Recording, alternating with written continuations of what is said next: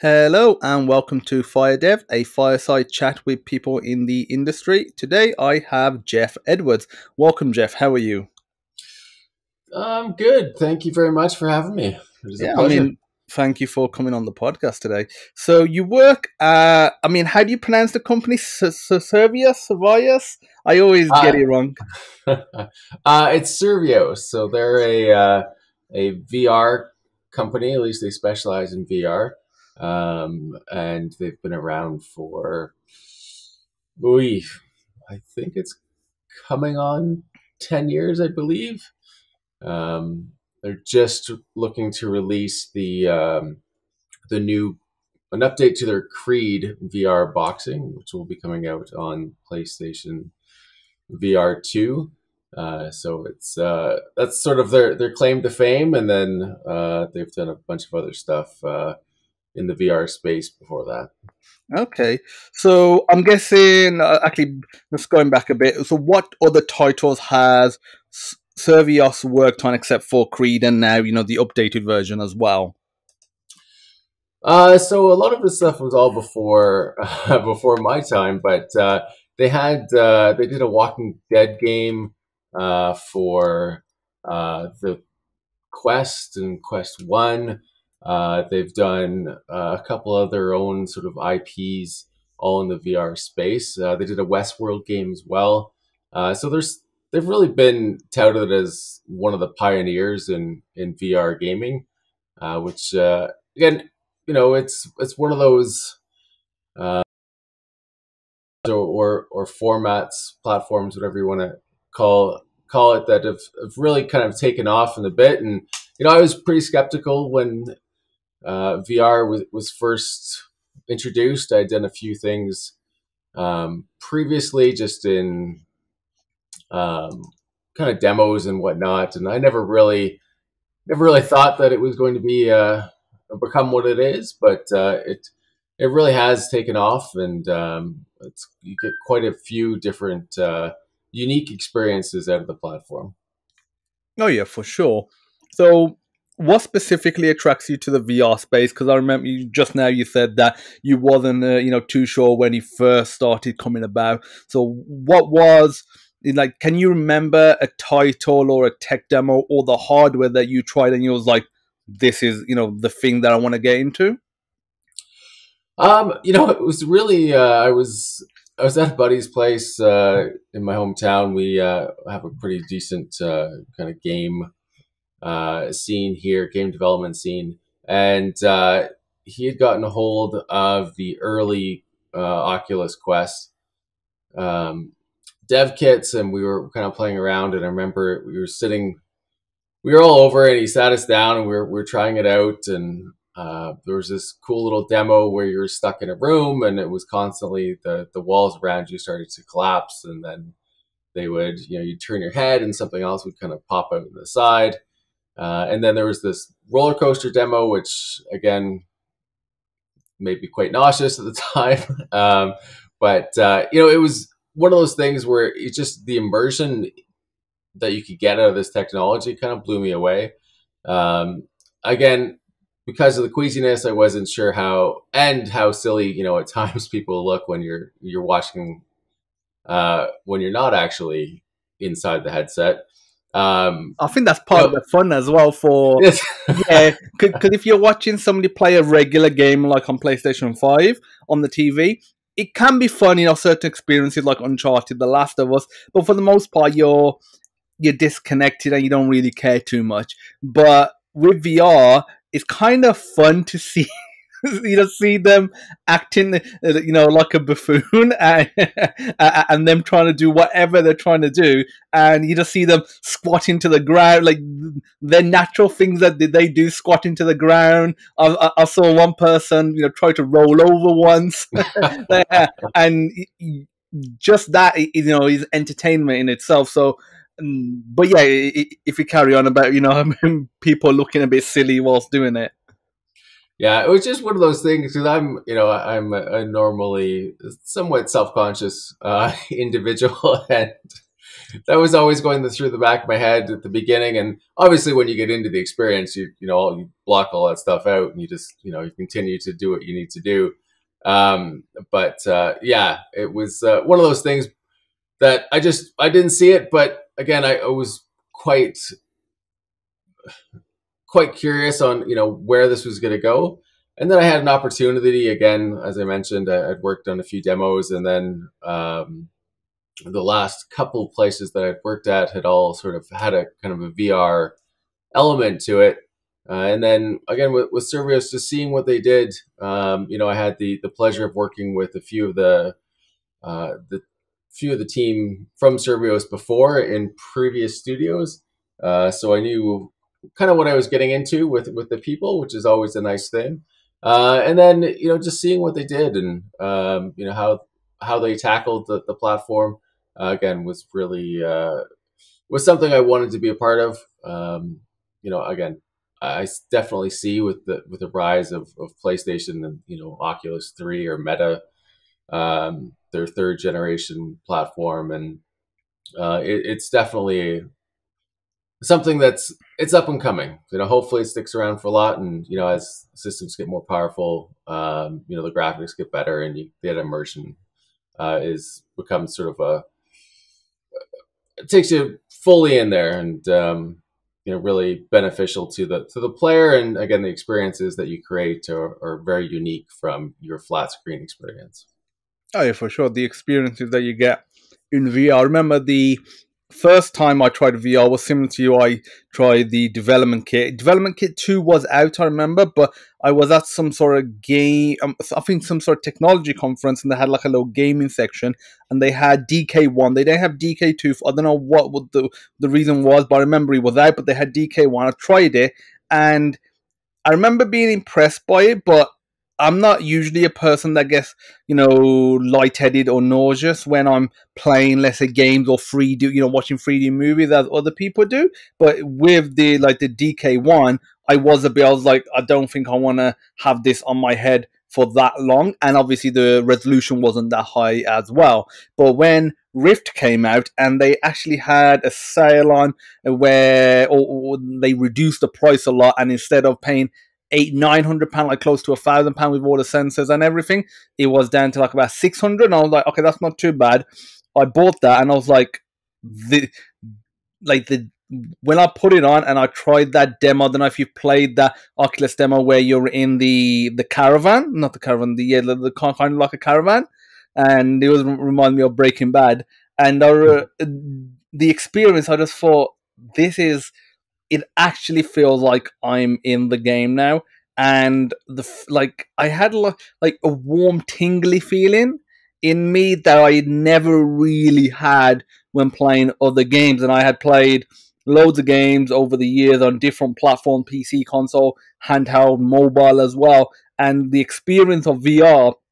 And I remember taking the headset off, and I still get that experience now, where I think I kind of want to go back in there, and that's not necessarily the best feeling when you see some movies like Ready Player One and some other movies and even Matrix, I guess, how things turn out. But I remember always thinking that almost disappointing when I took it off. I'm like, it was a bit nice. It was a bit nicer just being in that little caravan thing in that demo or whatever the game is. So yeah, for sure, the experience of VR is on another level.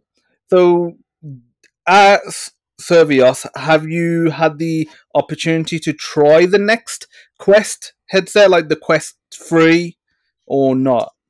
Unfortunately, I have not. We were the Quest 3. We haven't. I know we've had I think demos of it. We've got our PlayStation 2 VR kits. We're coming in.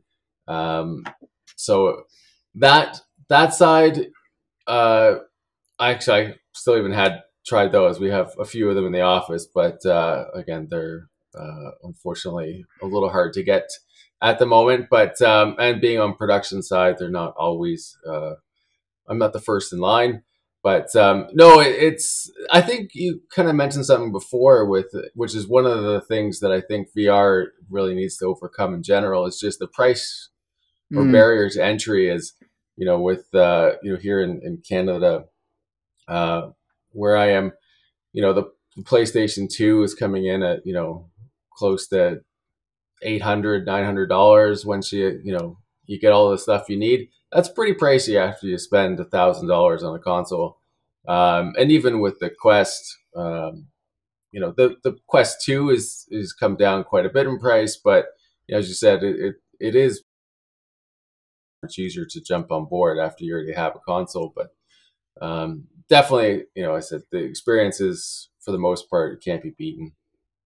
Oh yeah, it's a totally different level of experience. But yeah, the price point is definitely one of those things that, I mean, Quest definitely has done a good job. I mean, you can just tell by the sales of making it more accessible, because you literally just need that headset. Yes, you can improve the Quest 2 with the battery pack and the better strap and everything, but just the barrier to entry, it's not too bad. You don't need anything else, because obviously in the Oculus Rift days, when that first came out, not only did you have to spend all that money on the headset, have rooms to be able to put the base stations around with a clear view as well, and then obviously the room. And generally I find with the older headset you needed a bit more room, because the the outside in tracking versus the inside out tracking, and you also needed a powerful PC. So realistically, all in, you was definitely looking over $2,000 or £2,000 to get a good experience on VR back in those days. And even now, if you're trying to do PC gaming VR, and obviously if somebody only has a console or doesn't have a powerful PC, then that's a hard sell to say to them, you can get this amazing experience with, let's say, Lone Echo and Half-Life Alyx, but you're gonna have to spend on it, and you're probably not going to use it outside of that, because you don't already have a gaming machine. Otherwise you would already have one if you was going to use it for other purposes, like rendering, editing, or other gaming. So yeah, the price point definitely is one of those things. What do you think can be done to bring down the price, aside from just economy of scale and just time? Like, what stuff would you omit from some of the headsets and think not that important? I think that's one of the definitely a tough question, because I don't know if there is anything you can truly omit from the headsets. Other than, I know, like on a console scale, what I think would help, especially, well, it's definitely for Sony, but even just general adoption, is if the headset was included in the price of the console. So it's maybe you take a loss leader, similar to what Microsoft tried to push through with their Kinect cameras on multiple occasions, which unfortunately didn't work for them. But if it's already included in the price of your console, you're going to get that adoption anyways. More so because, again, you want the console, and then all of a sudden this nice little attachment peripheral comes with it. Outside of that, for the other platforms, I think it really just comes down to you need to have that a couple titles that all of a sudden become must play experiences, and the market sort of forces that adoption, as that's the only way to play that play that game, or experience that particular title. But yeah, they've really have done a good job in terms of reducing the at least in my mind, getting rid of all the things you don't need. Again, you can go with the standalone, you can go with just the headset. It's just, I think it's just one of those things, if you want to be on the latest tech, you're going to have to unfortunately spend a little bit of cash to get there and to play in that sandbox. But like I said, I think the biggest thing for me is, if Sony really wanted to push this platform, to include it within the price of the console. Yeah, I mean, that's an interesting one, because they can either go one of two ways with that. Either, like you're saying, have a loss leader, so the price of the console isn't much more, if at all, or like probably a little bit, or have increase the price of the bundle a bit. Again, maybe not as much as buying them separately, but still an increase. But then, seeing what happened with Microsoft, if they had any plans of doing that, they're probably maybe thinking that, not too sure, because I feel like Xbox got hurt with the Xbox One generation, partly because of that, partly because that always online thing that they initially had, Mm-hmm. and the price point as well, and because even though Sony sold a lot of PS3 consoles, I think maybe even more than 360, people still consider the 360 the winner of that. I think 7th or 6th generation console. Excluding Wii, that's kind of doing its own thing. Nintendo is, and Sony really won the PlayStation 4 versus Xbox One. So I think they don't want to, risk it and, alienate a lot of people, because the other thing is, even if they have a loss leader, I know you'll get people that'll say that, oh, you're making me pay, let's say 500-600 for, in the UK, let's say 500 quid for a PlayStation 5, whereas if you take the headset out, I should only pay 300, for example. Them not realizing the console is £500. They just happen to give it you for free or very cheap. Because I feel like a lot of gamers aren't going to appreciate that either outside of, analysts. So even if they try and do a loss leader, they might not get the best reputation and that backlash. I feel like they rather get, because PS5 is selling really well. It's definitely selling better than the Xbox Series generation of consoles. So yeah, they definitely don't want to risk it. I was surprised with the PS VR2 price that it's more than a PlayStation 5. I don't know how it is in Canada, but in the UK, it's more than the PlayStation 5 if you go and grab it from the store. Is it more or less?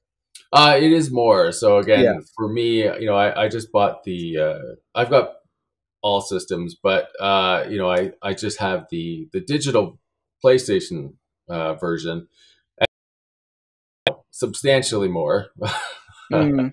And then, I think it's slightly, well, we've only been able to find bundles for the most part here, but it's on par with the cost of the console, as you said. So it's definitely is challenging, and I totally agree with again, Microsoft didn't do it well, and again, including it with the console would be definitely tricky.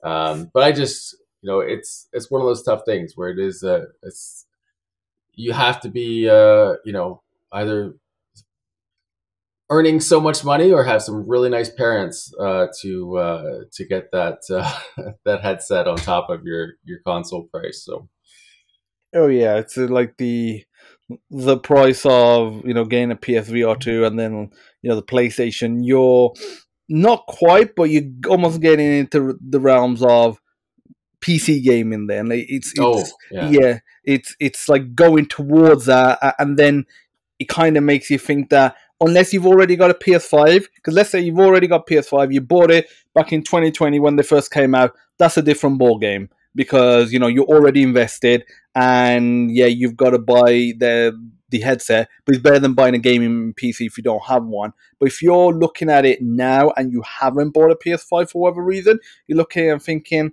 maybe, maybe not. What I do like that Quest or Meta did now is that with the Quest headsets, you can still use that and connect it to your computer, wired or wireless, with Oculus Link, and play all of those Rift only titles, and also the HTC, the Steam VR Mhm. titles as well. So I think that was a good move on Facebook's part, because they could have easily said that, oh, if you want to play those titles, you have to have a Rift.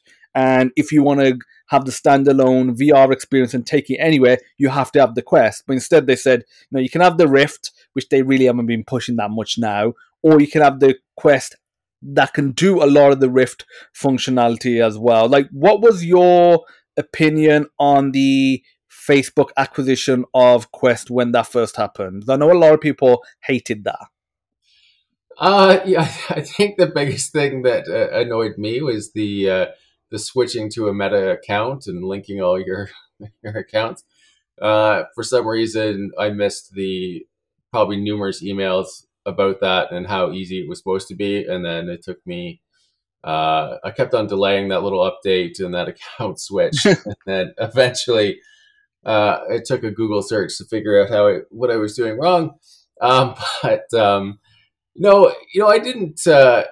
Again, I like where Meta is kind of taking the technology. I think they're again potentially with the whole metaverse, they're a little ahead of the game, and adoption again is going to be kind of tough. But from the just solely the Oculus or the VR side of things, I haven't noticed too much. I think having that kind of money behind the platform and really pushing VR as an agenda on numerous different spaces, I think is a good thing. I'm in my the Quest 2 or the every day there's a supernatural VR kind of fitness experience, sort of like a combination of boxing and Beat Saber. But I do that every day. It's a great little workout and incredibly engaging.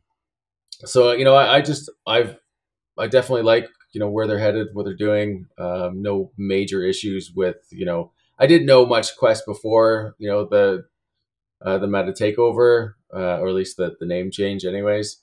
So I can't speak too much on the big differences.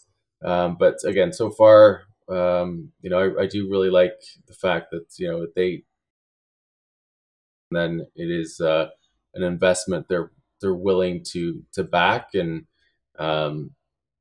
again, the platform is fairly open in terms of what you can do there, as well as again the type of experiences you can find within the platform.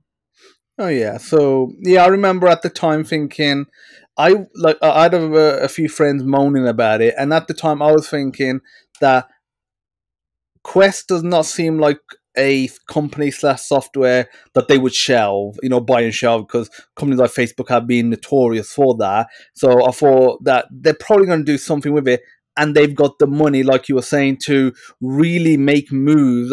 I don't think something like the Quest would have come about if they didn't, get bought out by Facebook with all that money. So definitely that, all their resources has definitely helped them, and connecting them as well. I know a lot of people were either confused or didn't like that thing that you had to have the Facebook account.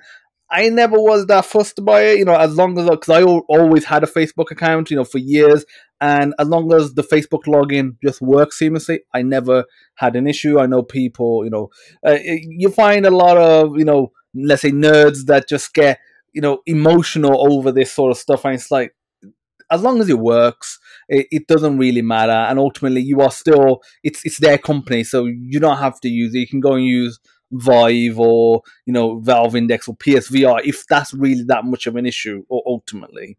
So I remember you was talking about PSVR 2, and obviously Survios is at the cutting edge of VR, especially with PlayStation VR.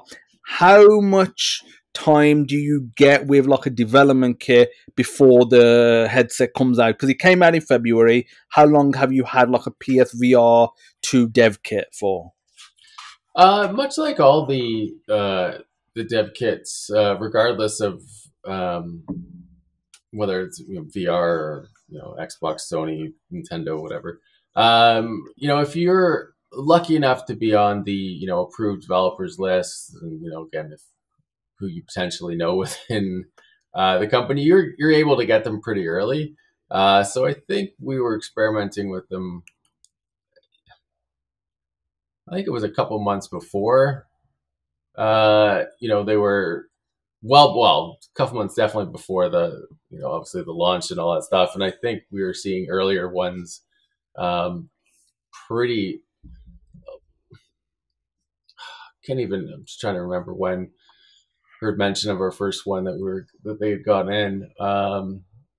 I'd have to say it's close to 5 6 months. It's been around for we've seen versions of all the early consoles relatively early, and then again, it's truly important for the developer to get an understanding and at least an insight into the new platforms, so you can make sure that you're especially if you're going for a launch title and whatnot, you need to make sure you're dealing with the hardware that the title is going to be on. You need to make sure that you're working closely with the first party platforms to understand what's coming down the pipe as it is in beta, or it's working platform, just to ensure again that those decisions you're making for the title are the right ones, and that they showcase the hardware in the best light. So I think that is has always been a luxury for some of the bigger companies and some of the more just established players within the dev space. So getting early access to platforms definitely puts you ahead of the game. Okay, so obviously PSVR 2 was announced,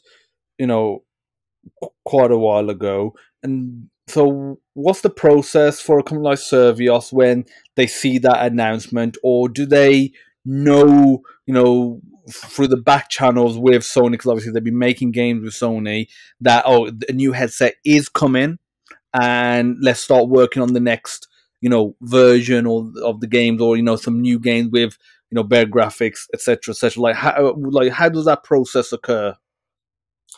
Well, in the case of Creed, I think really it was, we knew that through our relationship with Sony, and the fact that Creed, I believe, was packaged at one point with the initial PlayStation VR headset. They got sort of a heads up that, hey, this was coming down relatively early. It wasn't until really the announcement of the new movie and all that stuff that the team, I think, got interested in sort of doing an upgrade to their latest VR version, and it was just one of those, just I think a backroom conversation. Hey, how's it going? Let's is there something that we can do here? And then lo and behold, the project comes to fruition. So I think it depends on the situation that you're in. Again, sometimes it is more of a direct conversation with the first party, or again, sometimes if you work for hire studio and a publisher's saying, hey, we have this title, it's going to be a launch title, let's get you situated with the right people, and kind of go from there. But it definitely varying. It depends, I think, like I said, on the title and the situation. But in this case, it was, again, Survios had a relationship with Sony. We've done this. The title did well. It is still a very popular seller within all VR spaces. And this was just an opportunity that, I think Sony and Survios saw as, hey, we're going to go big with this new platform, re-release a popular seller with some upgrades, and then definitely tie into the now success of the new Creed 3 movie.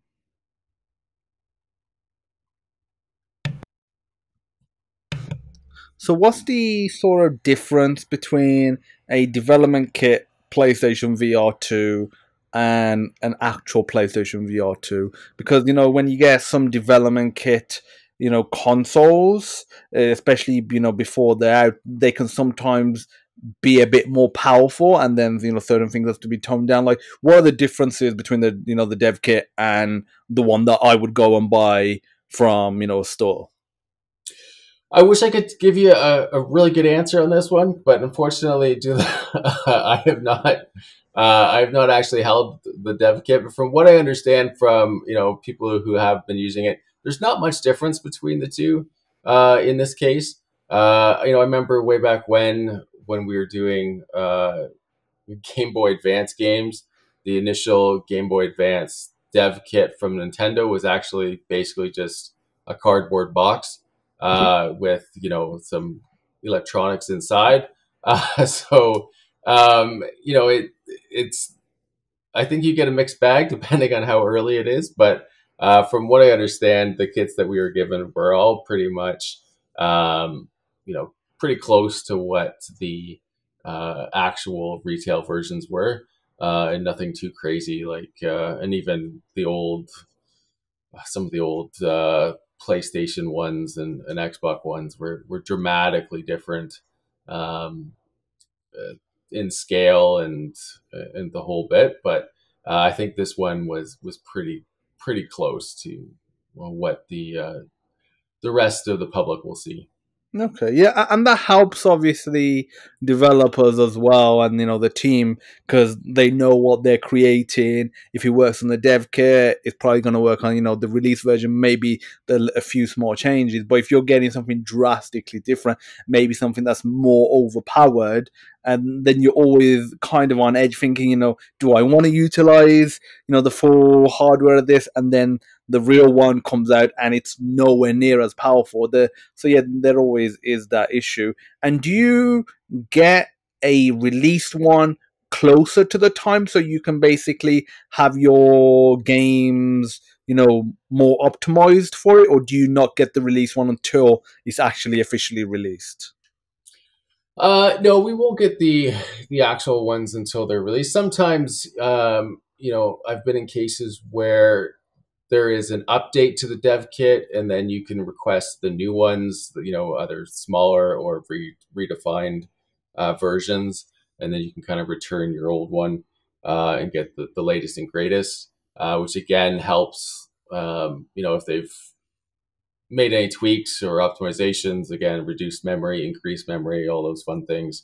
You can kind of work with those new ones and work with the publishers or again the first party to get those kits. But yeah, for the most part, you usually you're getting the retail kit like everyone else, maybe a little bit early, but not much, because again they want to keep that stuff under wraps as much as possible. And it could also possibly be just who you happen to know. Again, I think we're Survios is pretty connected with Sony. Again, the relationship has stood the test of time here for some of these, or especially for Creed. But yeah, it's for the most part. We're all excited to see the console come out, just like everybody else. That's good. So, what aspects of the current state of VR do you think need to be improved to take you to the next level? I think they just need to get more powerful. And that's just going to come with time, and our tech stack it's constantly evolving year after year. But as Sony and PlayStation, or sorry, Sony and Microsoft, really, with their latest gen consoles, it is getting incredibly lifelike, and with 8K, textures, and it's one of those things where VR needs to, we need to be able to get a headset that is able to run that. I think the trying to uncouple yourself from the PC is as much as possible. Again, if you look at, and you see this a lot, but I know, Survios likes to showcase some of the videos that come from playing Creed, where the user's attached to their cable, and they're playing it on their TV, and all of a sudden they go and punch their TV. So I think that there needs to be a way to to solve solve that on a grander scale. But really, I think it's just the getting up to the same level or close to the same level as your the flat screen equivalent, to bring that immersion to as high as you can, and the visual fidelity up to the level that we're now used to within consoles and PC. Oh yeah, like some VR experiences, especially in the early days, but even the odd one now, you put it on and you feel like you've gone maybe one generation back in console, or two generations back, and it's just you just think like it's immersive, but it's not quite obviously what you used to when you're looking at it on the TV. But then you do get some games like Lone Echo, Half-Life Alyx. You've got obviously Creed and the Walking Dead games that Survios is making, and also Horizon Call of the Mountain that's come out recently. I've been playing that, and I'll put that headset on and I play Horizon in VR, and I think this looks really good. Probably not quite as good as Horizon 2, but overall I don't think it doesn't look like a PS5 game in VR. It looks like a PS5 game in VR. So yeah, definitely it's getting there. In terms of sort of stuff I think they could work on, resolution definitely. I think just the overall comfortability of the headsets, because I still find it depending on the headset, but still find it difficult to want to play longer than 30 to 60 minutes. I just find it just gets a bit too uncomfortable. Either one of the headsets will put a bit too much pressure on my forehead, or one will put a bit too much pressure on, the bone, the cartilage in my nose. Like there'll be something about one of that each headset that'll just not make it comfortable for too long. And I think that is definitely a big one that they need to improve, is the comfortability of it. I mean, how do you find the headsets for really long play sessions? I definitely agree. It's not one of those things where I'm not going to have a 4 hour session. Well, mind you, I think those days are not always. They're fading away quickly in general, but my ability to play 4 hours straight. But definitely, I think that is a big issue, and I think a lot of companies are really looking into that in terms of again ensuring that the adoption rate is increases. Again, you need to have a comfortable headset. It can be weighty, and the downside with that, again, you have to adjust. People have different levels of acceptance in terms of comfortability there. So I think they're trying, but it's going to be a give and take.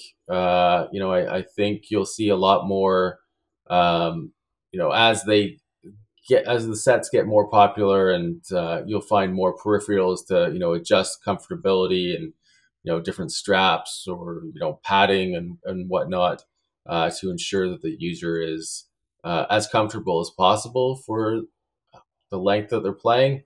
But it's definitely going to be an uphill battle. But I think that's just the way it is in all peripherals. You look at controllers and the number of different configurations and sizes that they have to attempt to account for a user's play style, or just how they expect the device to feel in their hands. You'll see, I think, the same thing to as much of an extent as you can, because obviously the headset has to be a certain size and has to have whatever capabilities to support the tech. But I think the rest of it will be adaptable as will be more adaptable as the platform gets more adoption. Yeah, that's definitely going to be one of those things. It needs the adoption to get the economies of scale, to get the price down, to get obviously the hardware up as well. But yeah, it's going in the right direction. It's just one of those things that needs to stay successful enough to get these advancements in there, because obviously if that starts dropping out, the success of it, then those advancements that can really make it a staple of gaming for, let's say, most people, go away, and that would be a real shame. So is Survios implementing any of the eye tracking in the new Creed? I wasn't directly on that project. I believe where the goal was to hit as many of the key features within the PlayStation 2 headset as possible. So I'm pretty sure the team has gone full board here. Um, Again, uh, you don't want to make especially when it's in that launch window. You definitely want to show all of the bells and whistles if you can. So I'm pretty sure that they've gone full board here. And again, it was a great team. I know the team that was working on it. Has put a lot of time in it to update and add new game modes and features to the title. So I think they're proud of it, and hopefully the public thinks it's a good update to an already well received title. Oh yeah, for sure. I mean, I'm looking forward to playing the new Creed game. I remember playing the original Creed on my, I think it was Quest One.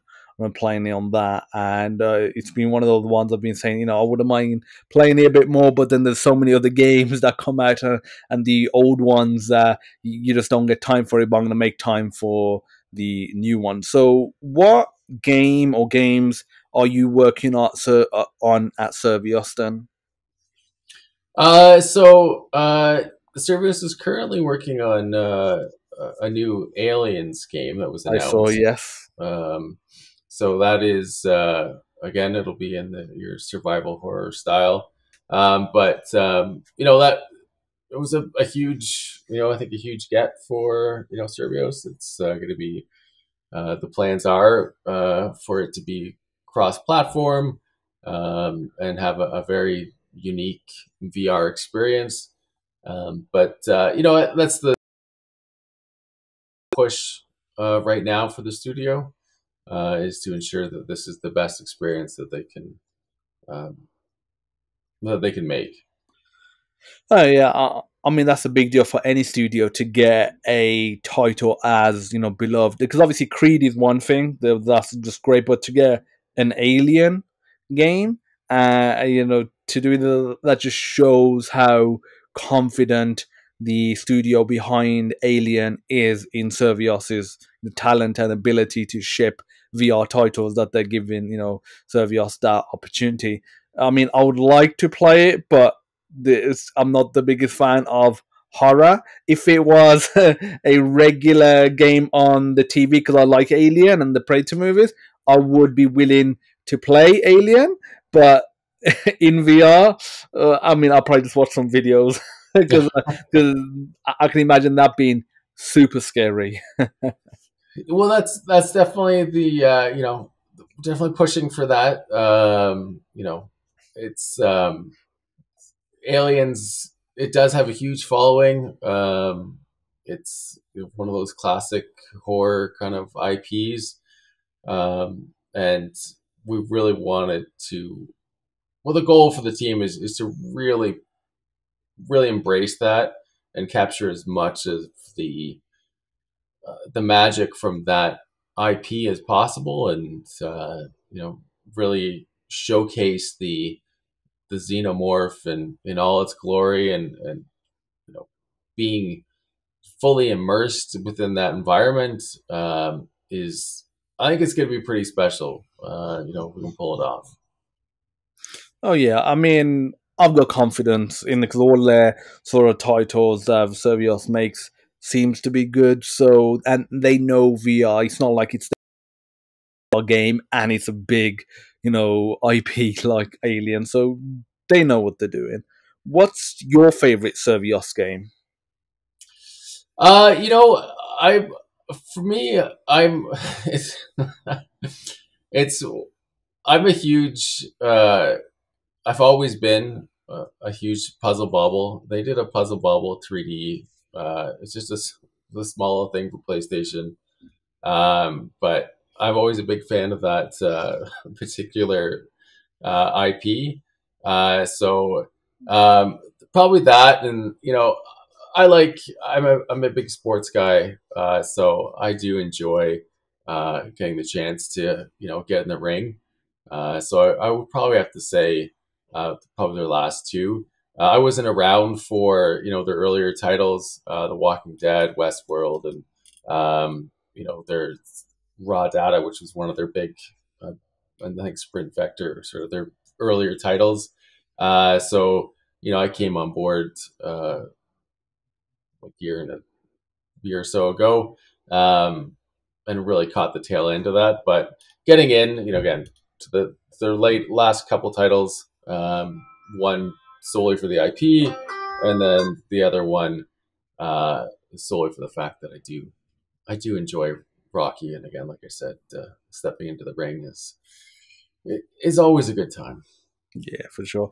Yeah, because I remember playing boxing on the Wii and on what was I'm trying to think what the motion controllers were called on the PlayStation on PlayStation 3, and then they brought it to PS4, whatever they were called again. I remember playing titles on that, and then obviously having it in VR is definitely a good experience. So Survios does a lot of VR games, like it's predominantly VR. What about VR entices Survios instead of going into conventional console gaming? I think it's always been the mandate for the company. It's about creating unique experiences. And again, that immersion that you get with VR, it is unlike anything else. And I know the founders are really passionate about that, and tailoring something completely unique that you can't get anywhere else. And I think ultimately that is what draws everybody to the platform, and even AR, where you're looking at something. It is a unique experience that you're putting the user in, and it has a lot of different applications within the digital landscape. Like, it's not just a gaming tool. It can be huge for marketing, which I've done in the past, where you're setting up you're sort of test driving a vehicle, or you're looking at specs within you're pulling up specs on other things, or doing other small games within your desktop on via an AR experience.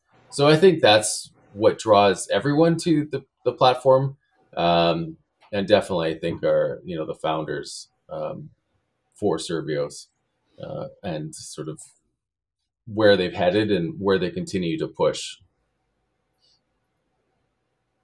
Yeah, it's definitely a unique experience that yeah, it's one of those things that when you look at it, especially if you're in that space, making games, you think that it's not typical. It's not the PS5 is just a upgraded version of the PS4, PS4 upgraded version, the PS3 effectively, and then you can just keep going. That's all it is. But when you get something like this and it's just totally different, you just think, you know, want to try it out, want to get onto it.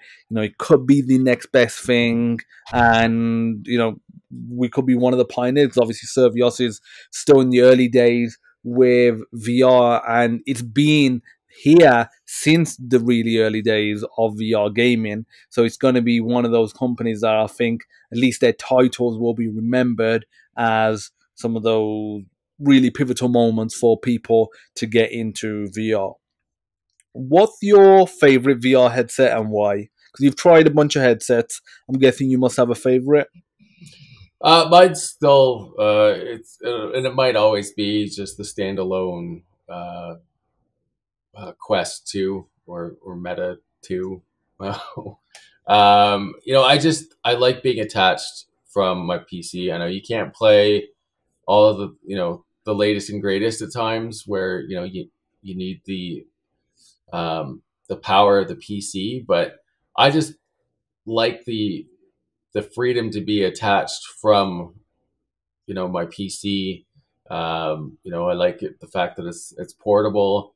Everything about the controllers, the headset's pretty decent. But for me, I just don't want to be tied down to. I don't want to have a cable attached to me, and I know you can do the air. You can air do things wirelessly, and again, you're always at the mercy of your connection. But You know, that's will always probably be my favorite headset. And it's also not too bulky. Um, so we'll see what happens, you know, as the new ones come out and as things get smaller. You know, ideally it just becomes, you know, you're putting on a pair of glasses, um, which would be ideal moving, you know, in the years to come. But that's my go-to. Yeah, I mean for sure. I'm just looking around because I'm in my office. I've got a bunch of VR headsets. Having because I'm one of those guys that loves technology, loves gaming. So all the new technology that comes out, I'm straight onto it. I had the Rift, got Quest 1 and 2, I bought Quest Pro as well, got PSVR 1 in the loft, VR 2 here, and a Valve Index. And out of all of those headsets, and you got from the cheap to the expensive, standalone to PC to PlayStation VR. I still prefer either Quest 2 or obviously Quest Pro because I've got that now. But if I didn't have that, it would be the Quest 2. Just what you're saying, the fact that I don't have to be in this room where, like my computer is, let's say the PlayStation is, I can be in any room. I can take it to a friend's house. And I also find that the time between me putting the headset on and me being in game is as fast as a console. Whereas with PC VR, I find that there's always something that I'm like, oh, the sensors aren't quite working. I have to disconnect and reconnect them. Need to reconfigure this, or blah blah blah. There's always something. That's always an issue with the PC VR stuff, and that's kind of what prevents me from playing it more because it's been ages since I played in PC VR, and I wanna play Half-Life Alyx again. I wanna complete Lone Echo 2, and I wanna do some more experiences on there with the Valve Index. But every time I've gone to play it, I've always had to spend so much time just to get stuff working. And I'm like, oh, can I really be bothered? And then obviously there's the external base stations as well. There's those issues that have to be externally powered. And then when you get a Quest headset that has the cameras on there, it's got a battery, and especially with the Quest Pro that it comes with the dock, it's just ready to go. It's just constantly ready to go. And that's the headset. The Quest 2 is the one that I always recommend to someone if they ask which one should they buy, even if they say they got a bit more of a budget. I would say go for the Quest 1. It's a good introductory headset, and you can just easily get into it. You can play most things. If you really want to, you can do PC VR on it as well. Obviously, it's not as good, but you can do it. So that's the headset I always recommend. So yeah, I'm in the same boat as you. Quest for sure, at least for now.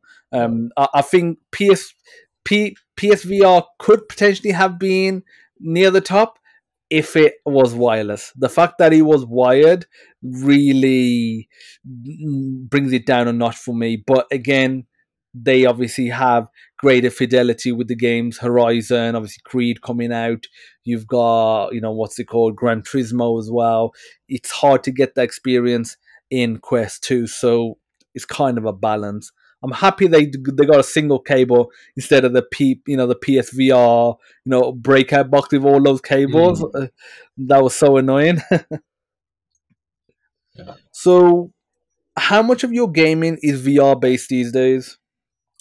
Outside of the stuff I do for work, I'm still a console traditionalist. I still just would prefer to fire up my console and crash on the couch or get in the comfy chair and sort of go from there. Again, other than my sort of morning workout routine with my Quest, a lot of it is still console based or the odd mobile title that I'll check out if anything is really popular that I need to look at, which hasn't been for a little while. But yeah, again, I like it, I appreciate it, but again, for me, outside of work and a few things that I've been told to check out, because again, you want to make sure you're staying on top of things as much as you can. Um, uh, yeah, it is. It is very console based. Okay. So what games are you currently playing on, your console these days or consoles? Let's see. I've been behind, so we finished. Uh,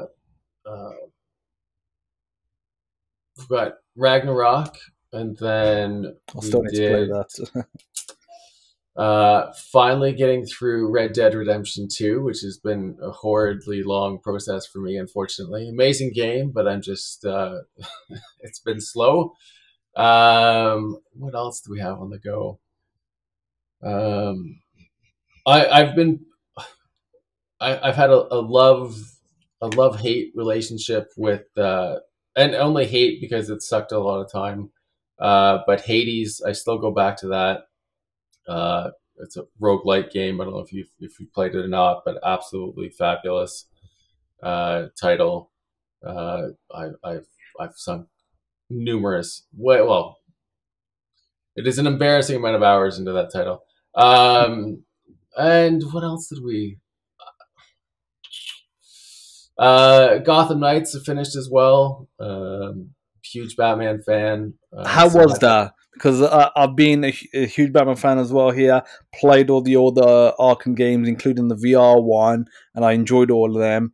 I haven't heard the best things about Gotham Knights. You know, it's got issues. You know, it's definitely one of those things where you're so used to playing as Batman and seeing things from that side when you're put into the world when you're not you know playing as the character that you'd expect to.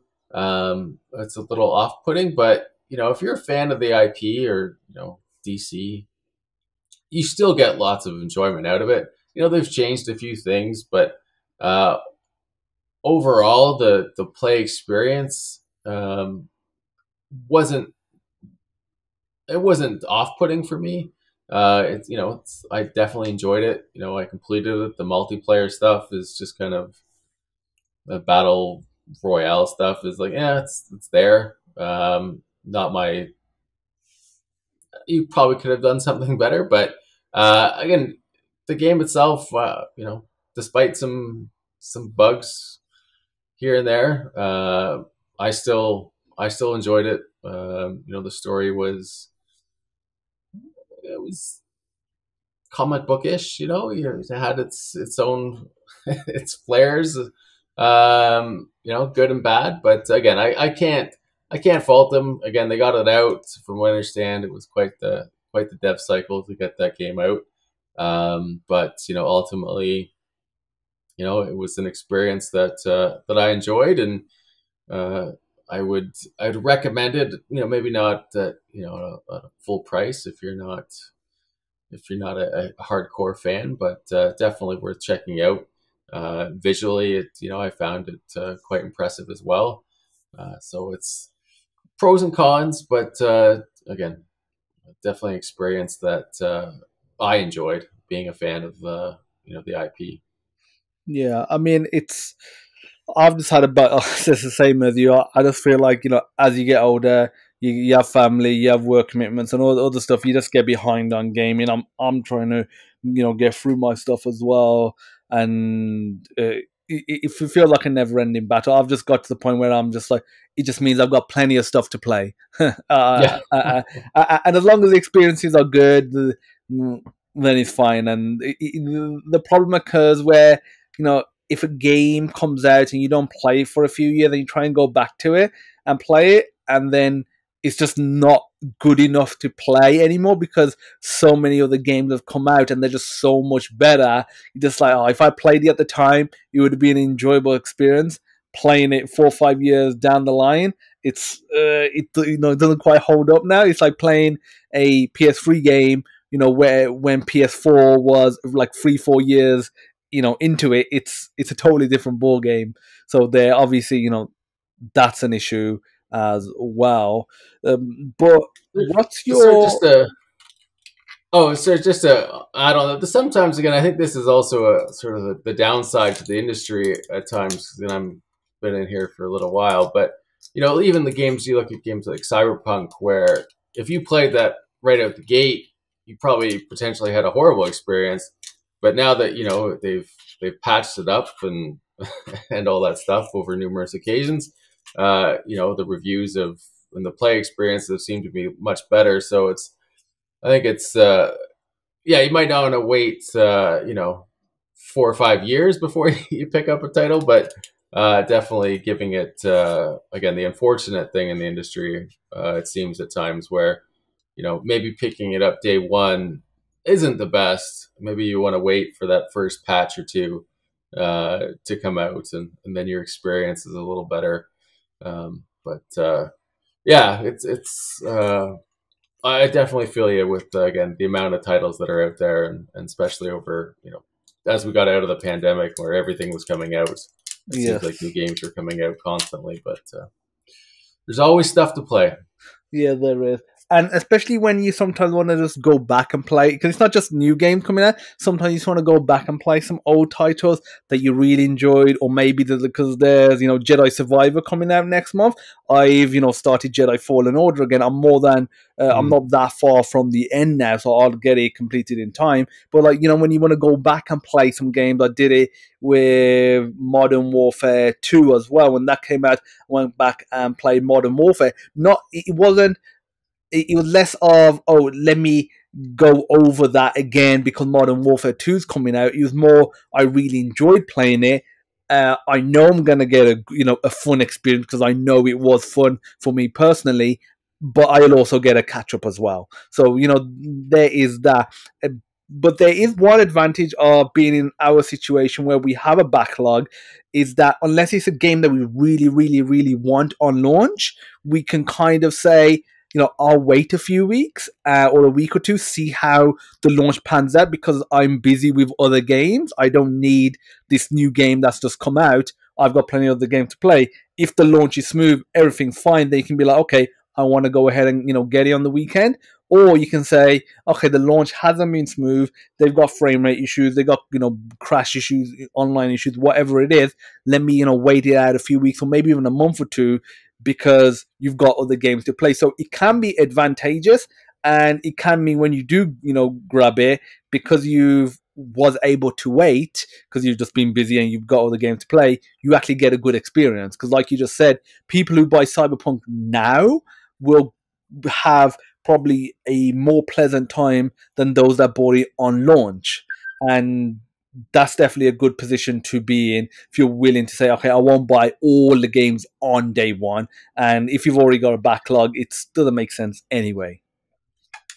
No, very true. And again, for me, again, I always look at you know where the industry's gone with sort of those you know the day one patches that are basically or basically the size of what the game is. You're kind of like re-downloading the whole game as a patch. You know, I definitely missed the times where everything had to be on a disc, and you know, there's no patches. It had to be perfect, and you know, if it wasn't, the game wasn't released. I think now, you know, the industry is really seeing this thing where it's acceptable to be faulty out the gate to a certain extent, or to you know push it through certification and then get that day one patch. So it kind of gives you some extra time to work on it, but really you're just sort of correcting your mistakes or fixing bugs, so you have a decent experience. So I think, again, in a perfect world, we'd sort of hold ourselves as an industry to a higher standard to ensure that we're hitting the mark right out the bat, where it doesn't require a you know such a large patch or update at the get go. Because I always look at for those people who don't have, I know reliable internet is you know it's there in most of the world, but it's not in all cases. And you know, I was living out just sort of slightly off the main network, in the country for a bit, and you know, I remember I had to go into my parents' place and say, hey, I've got to go and use your internet for a bit and download this patch because mine's, my current bandwidth out where I am is incredibly slow and it's just not working. So I think if we can strive as an industry to get to a point where we're not requiring our users to really forego you're so excited to play the game and then it's another 2 hours for you to update it as soon as you get it. It's just kind of a letdown in my mind, but it is what it is, and it seems to be again acceptable now, but definitely something that I'd love for us to go back to, and again hold ourselves a little bit more accountable to high standards when it comes to releasing our titles. Oh yeah, for sure, and I totally agree. The industry has got to that point where, I mean, it's been going to that point. Late PS3, like PS3 era was still, especially in the early days, you could buy the game, put it in, install it, and be online and playing, let's say Call of Duty Online, and you'll be able to go. Maybe like a small update, you'll have to wait a minute or two.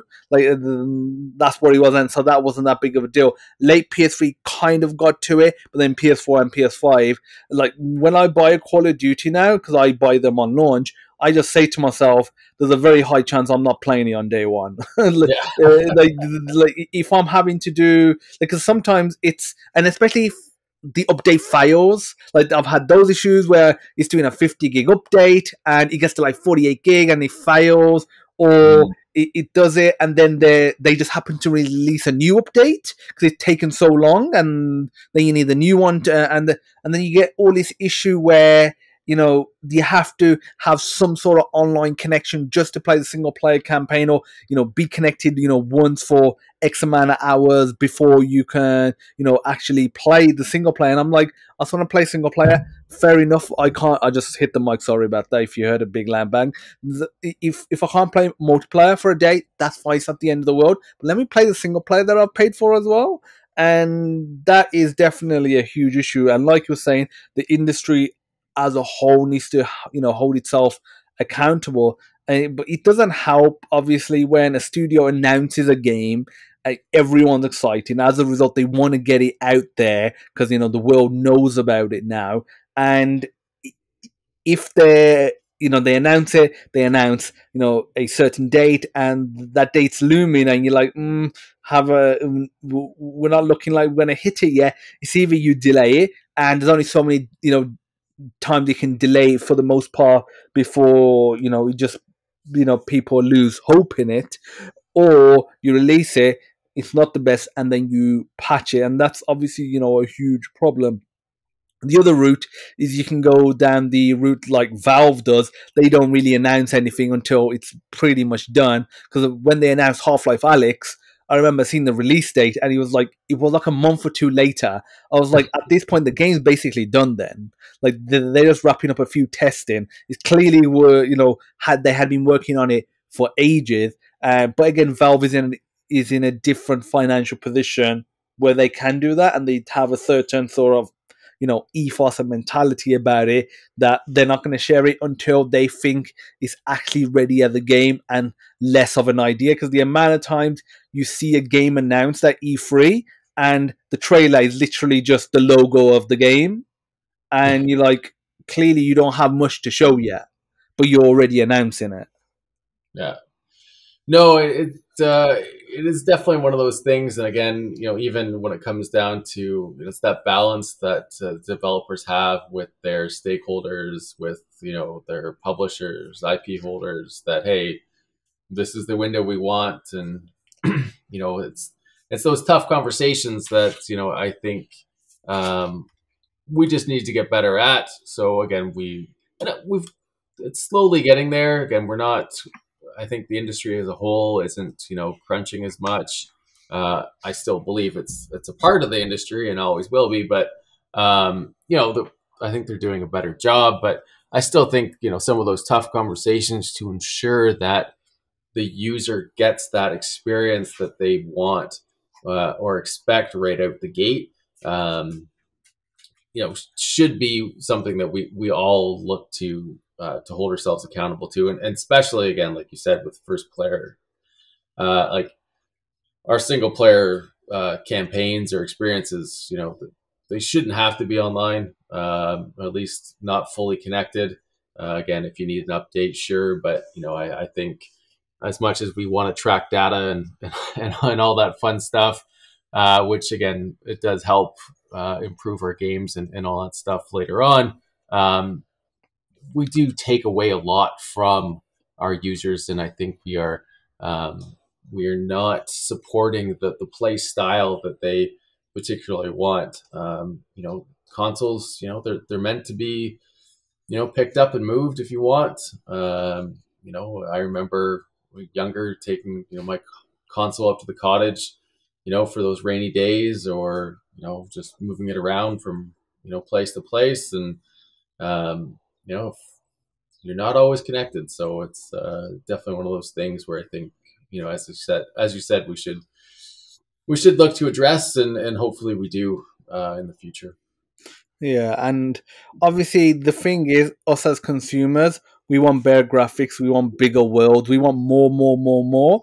That ultimately takes more space, bar some, major invention in compression. I know they've done some compression stuff with PS5, but bar something major, obviously the game sizes are going to get bigger. Naturally, when a game size gets bigger, its update for something similar will also get bigger.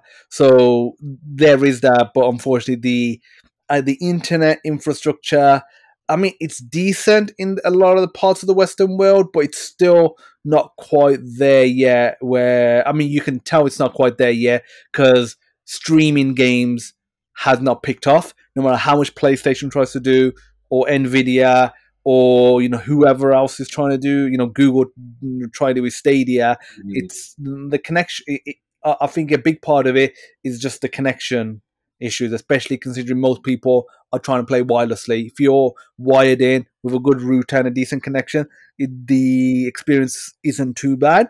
But obviously, that's not most people. You can't force people to wire in. They're gonna go wireless. So that's obviously part of it as well. But hopefully it does get better, and we'll see. I think it'll be one of those things that we'll probably see an improvement in PS6, because in PS5 we saw a bunch of improvements that PS4 was lacking on, and now I feel like they're just getting the swing of things and just getting titles out and just doing small improvements. And I feel like they'll do another big batch of improvements for the the next generation of consoles. So, what video game are you looking forward to, and what's your favorite video game of all time as well? I'll start with the one I'm looking forward to, again, just because I'm a Batman fan, is probably the Suicide Squad from Rocksteady.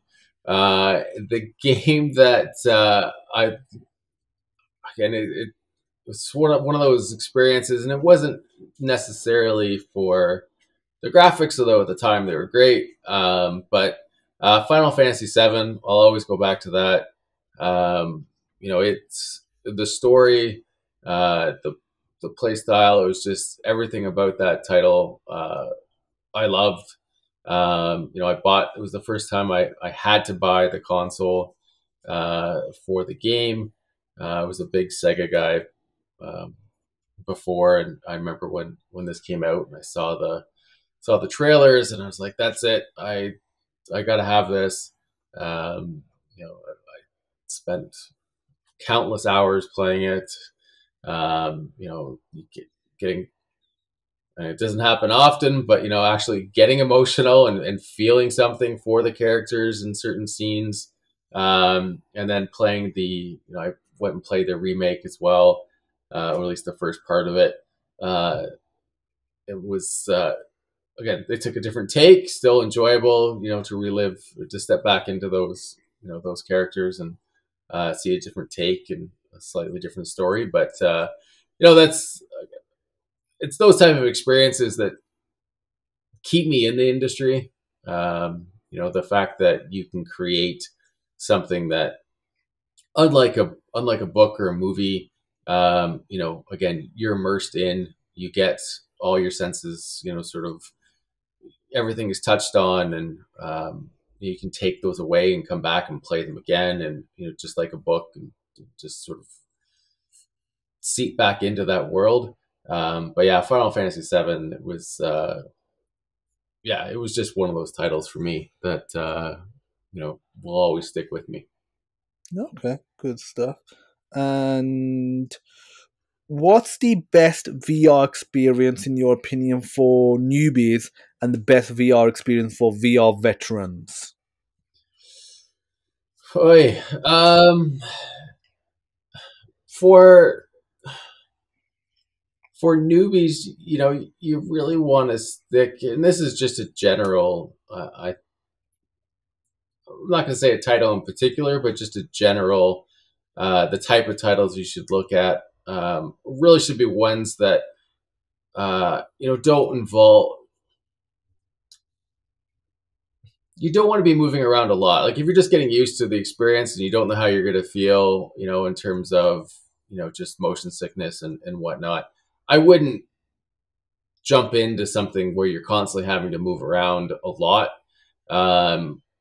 So ideally, and not so much moving physically, but, where your characters, if it's free roam and whatnot, and a lot of camera movements, because you want that first experience to be enjoyable. And, if you come out of it only be able to play for like 10 minutes and whatnot, and you're sick, or, it's just not enjoyable, it's going to really distract or deter you from continuing with this platform. So games like, well, I guess I mentioned like Super Hot's really good, for that first experience. It is fully immersive.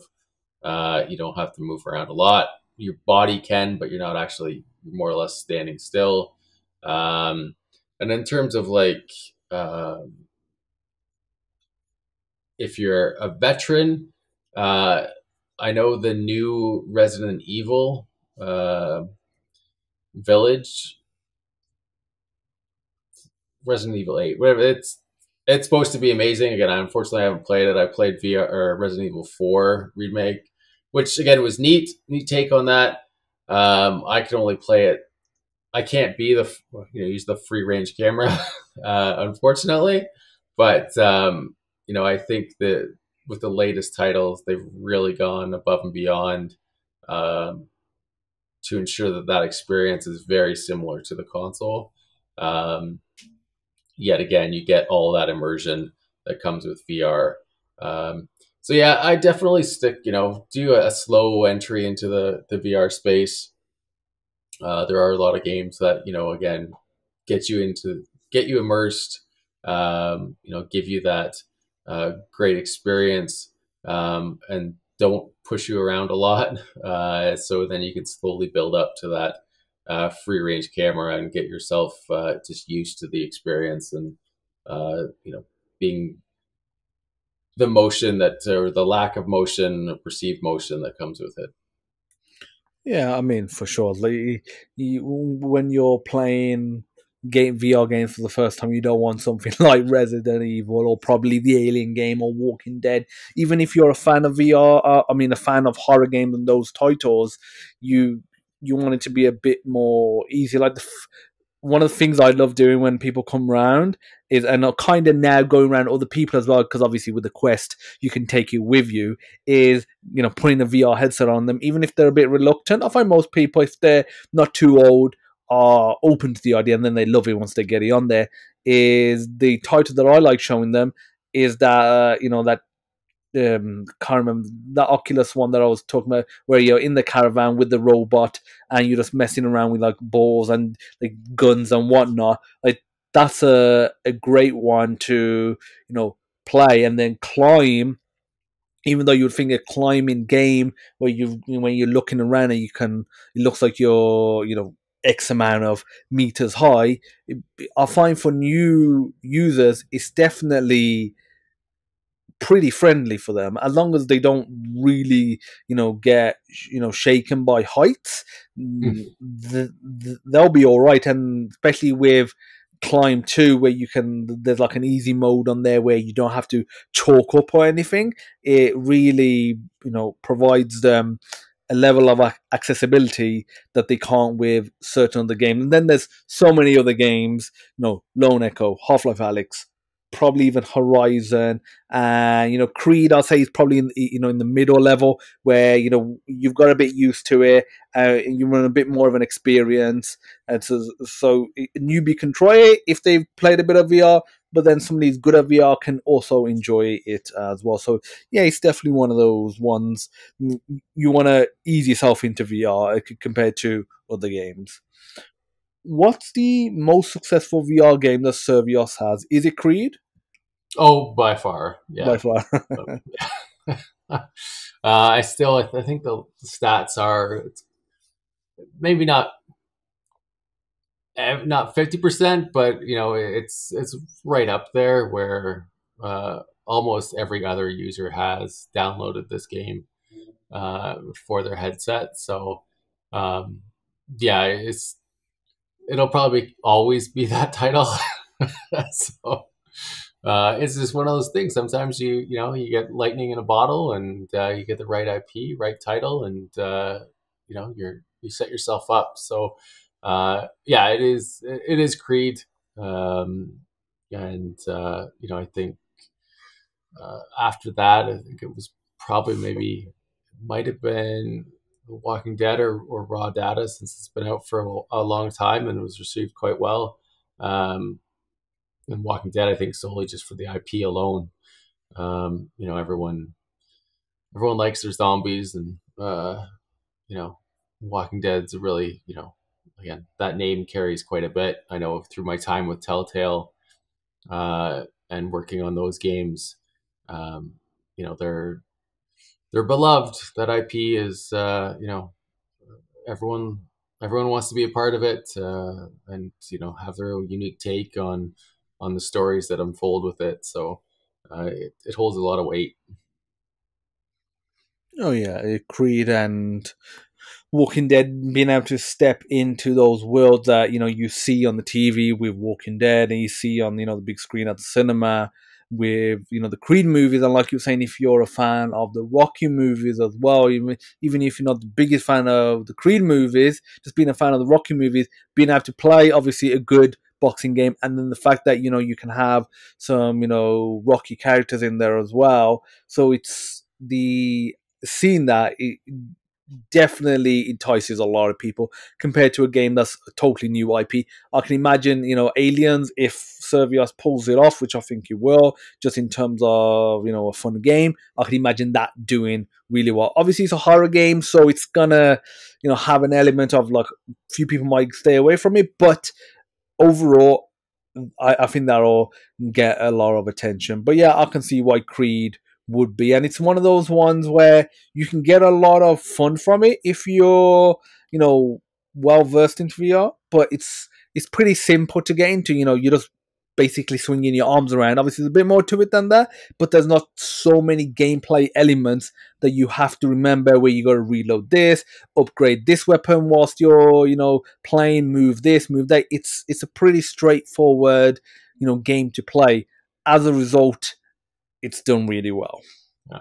And the other nice thing too, with you can get with definitely with Creed, but there's a lot of benefits just for just physical activity. Like you do require, unlike again a console game, you do have to be active. You are asked to swing your arms, move up and down, move your body side to side. Like there are other benefits, which even if you are not a true fan of boxing, you can get out of this game if you just want from a purely exercise standpoint, during training, the training experiences that we have, and other just general things within, or experiences within VR, which again for me make the platform that much more exciting, and the longevity of it,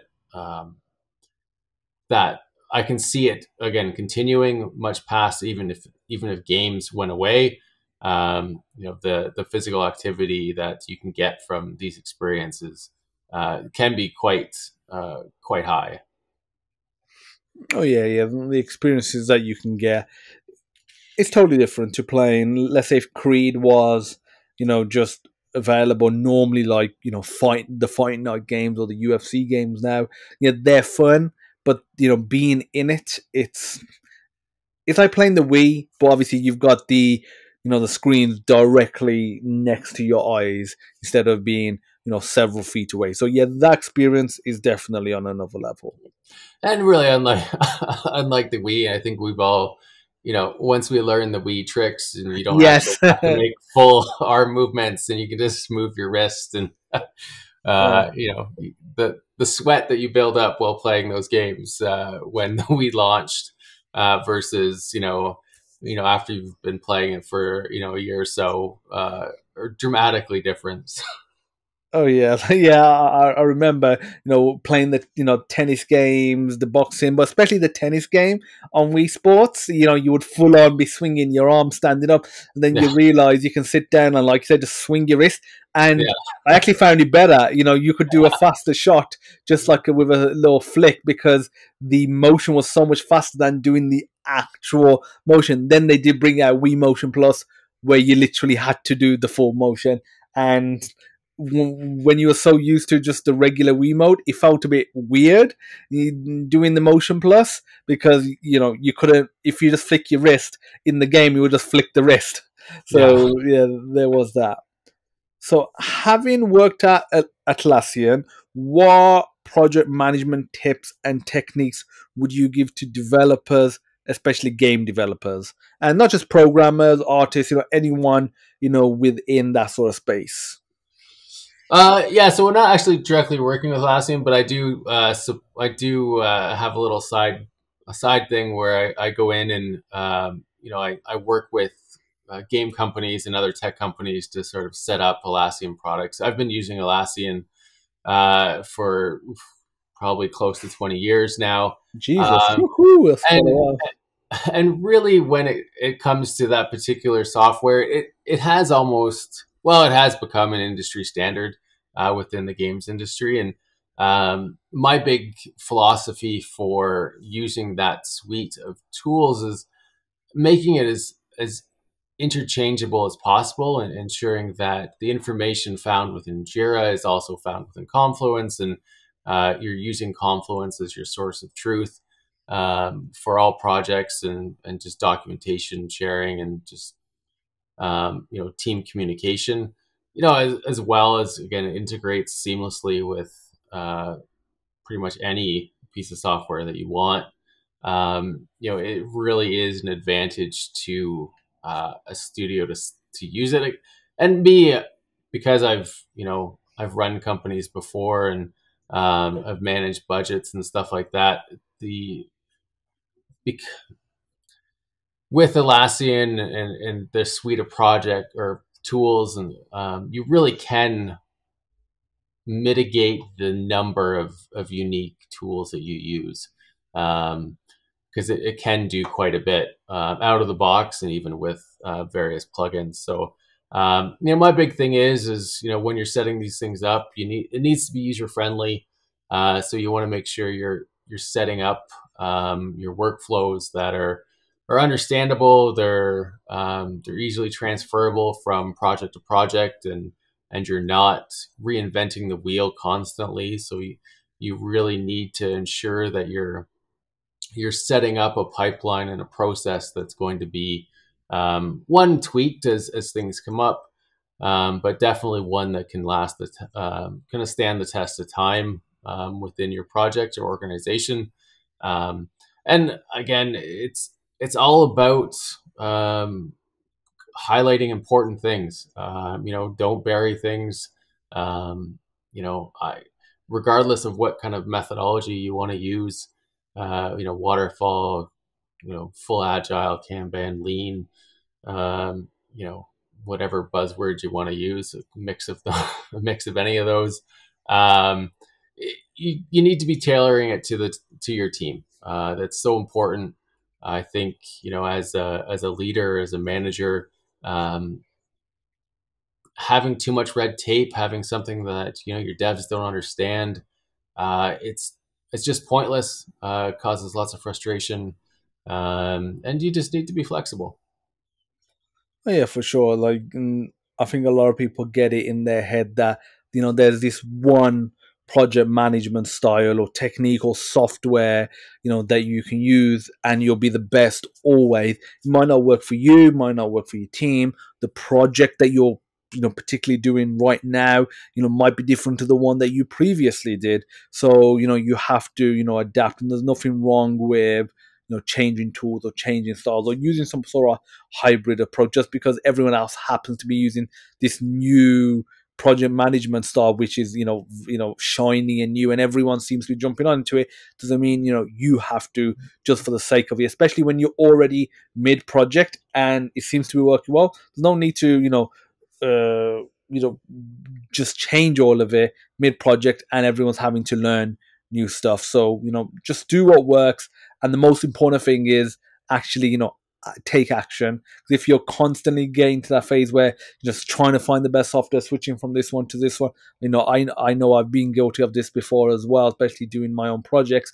You kind of think, I'll just try and optimize this.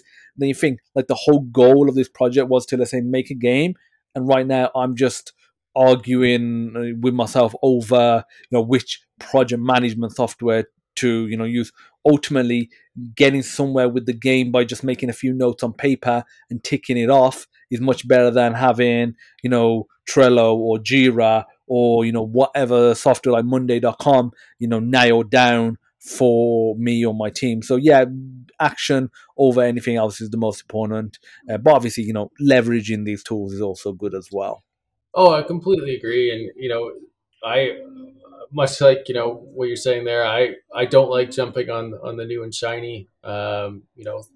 They might have something really cool, but again, if you've got an established process, then, you don't need to constantly be looking for something, new. And even with just through development as well, I know a lot of people get, I've been in these situations where you have a plan, you have a design that you really like, and then a new title comes out that has something slightly different, and you're like, oh, this is awesome, we need to include it in our game. And I'm like, that's not always the right path. You really need to evaluate every step you take to ensure that it's the right one for your project, whether again it's on the management side or it's actually in development.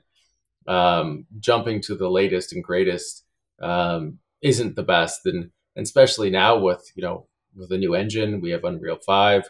I know most people are making the switch now, but if you are on Unreal 4, and I know during those transitions, you really have to weigh in the pros and cons about switching to again that new engine or whatever. Is your game going to work fine with potentially older tech? Is the user going to get a good experience?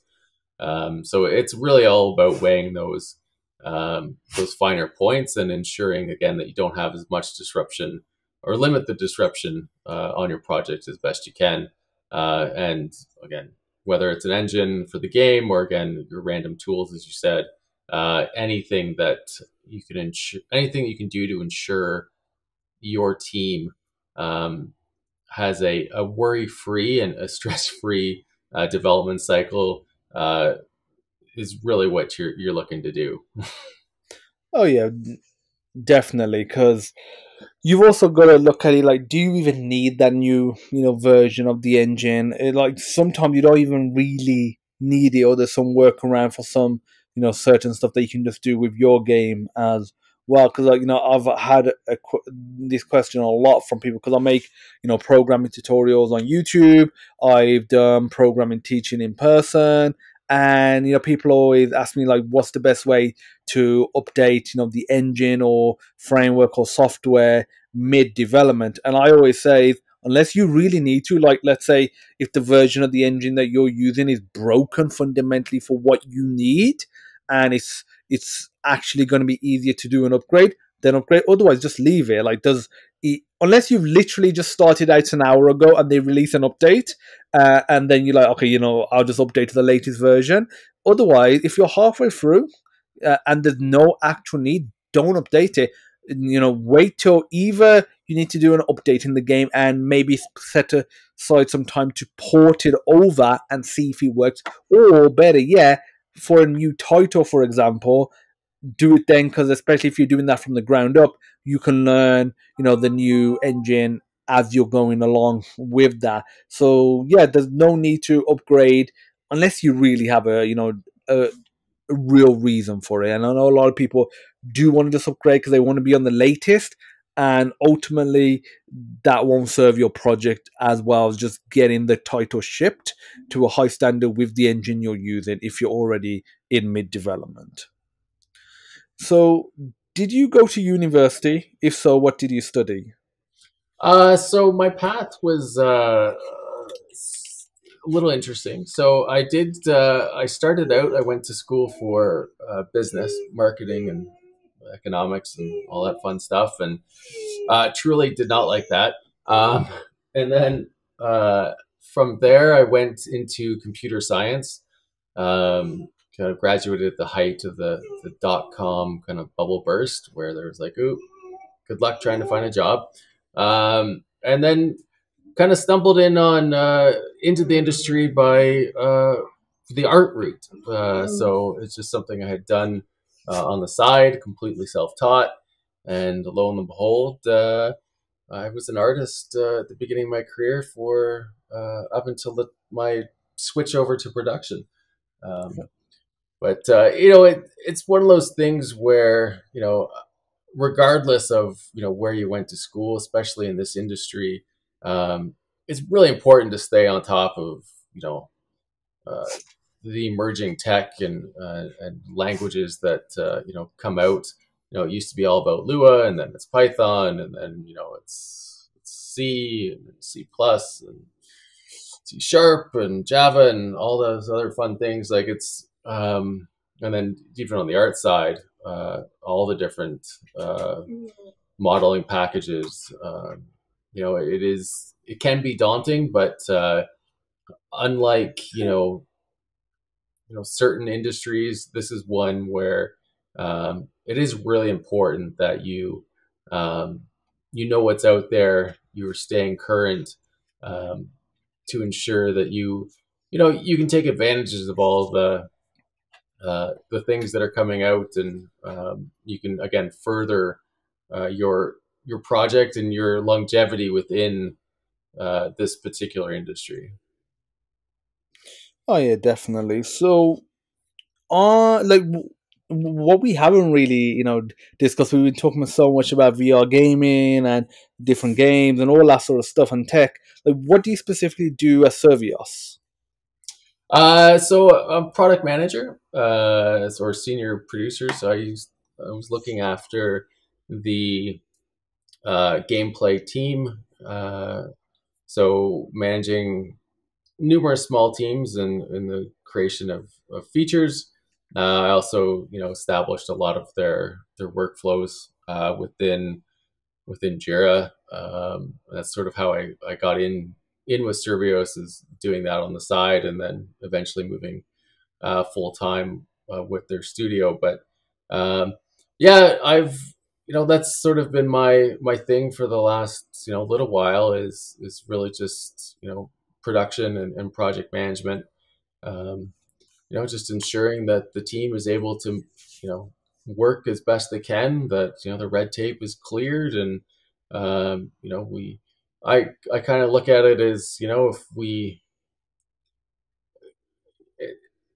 if we could all talk and communicate in an effective manner, you probably wouldn't need production. But unfortunately, that's not always the case.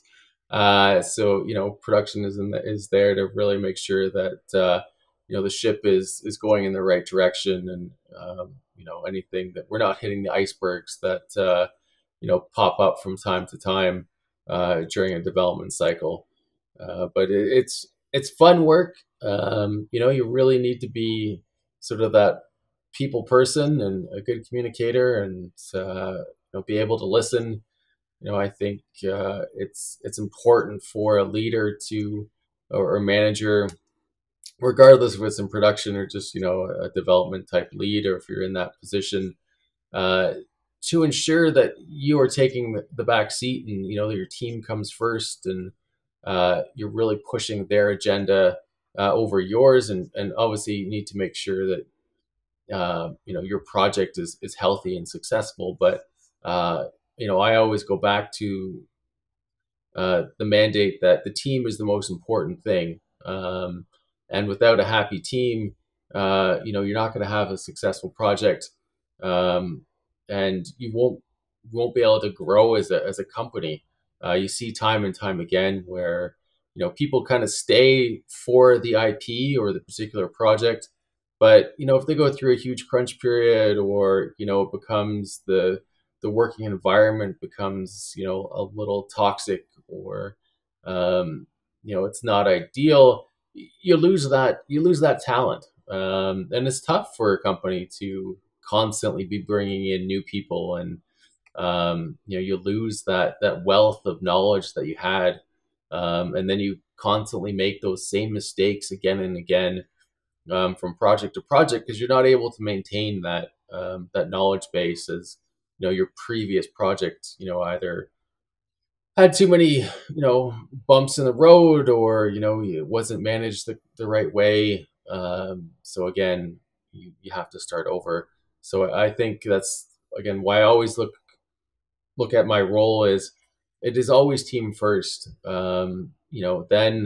Then project, and my needs will always come at the very bottom. I will gladly give up my chair for someone else to ensure that they are able to do their job more efficiently on a day-to-day basis. Okay, you said something interesting that you don't think in an ideal world there's a need for production. So are you saying that if you know everything was all in line, all the different people, the developers, the artists, sound engineers, all that sort of stuff, the narrative designers, etc., was able to communicate and collaborate effectively, your job wouldn't be around or wouldn't be required. Am I correct to say that? I say it wouldn't be as required, definitely, because Okay. a lot of my job is really facilitating conversations, ensuring that we are on track, and ensuring that the right people know um, what's going on, and communicating that up or sideways or down. But ultimately, what I've noticed is that it really comes down to there's everyone's really busy. They're all focused on their one particular thing, and you lose without that production layer, and you lose some of that communication, because you get so siloed into what you're doing, where you don't have that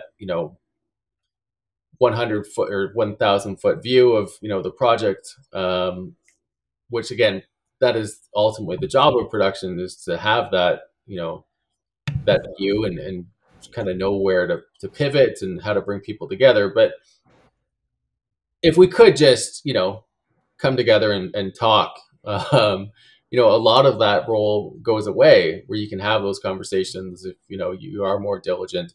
um, and that's where I think you see it isn't until a company gets large that production starts becoming more important, where those communication channels break down, and there is more of a need um, to have someone separate from the dev team to help manage that, and coordinate a lot of that work.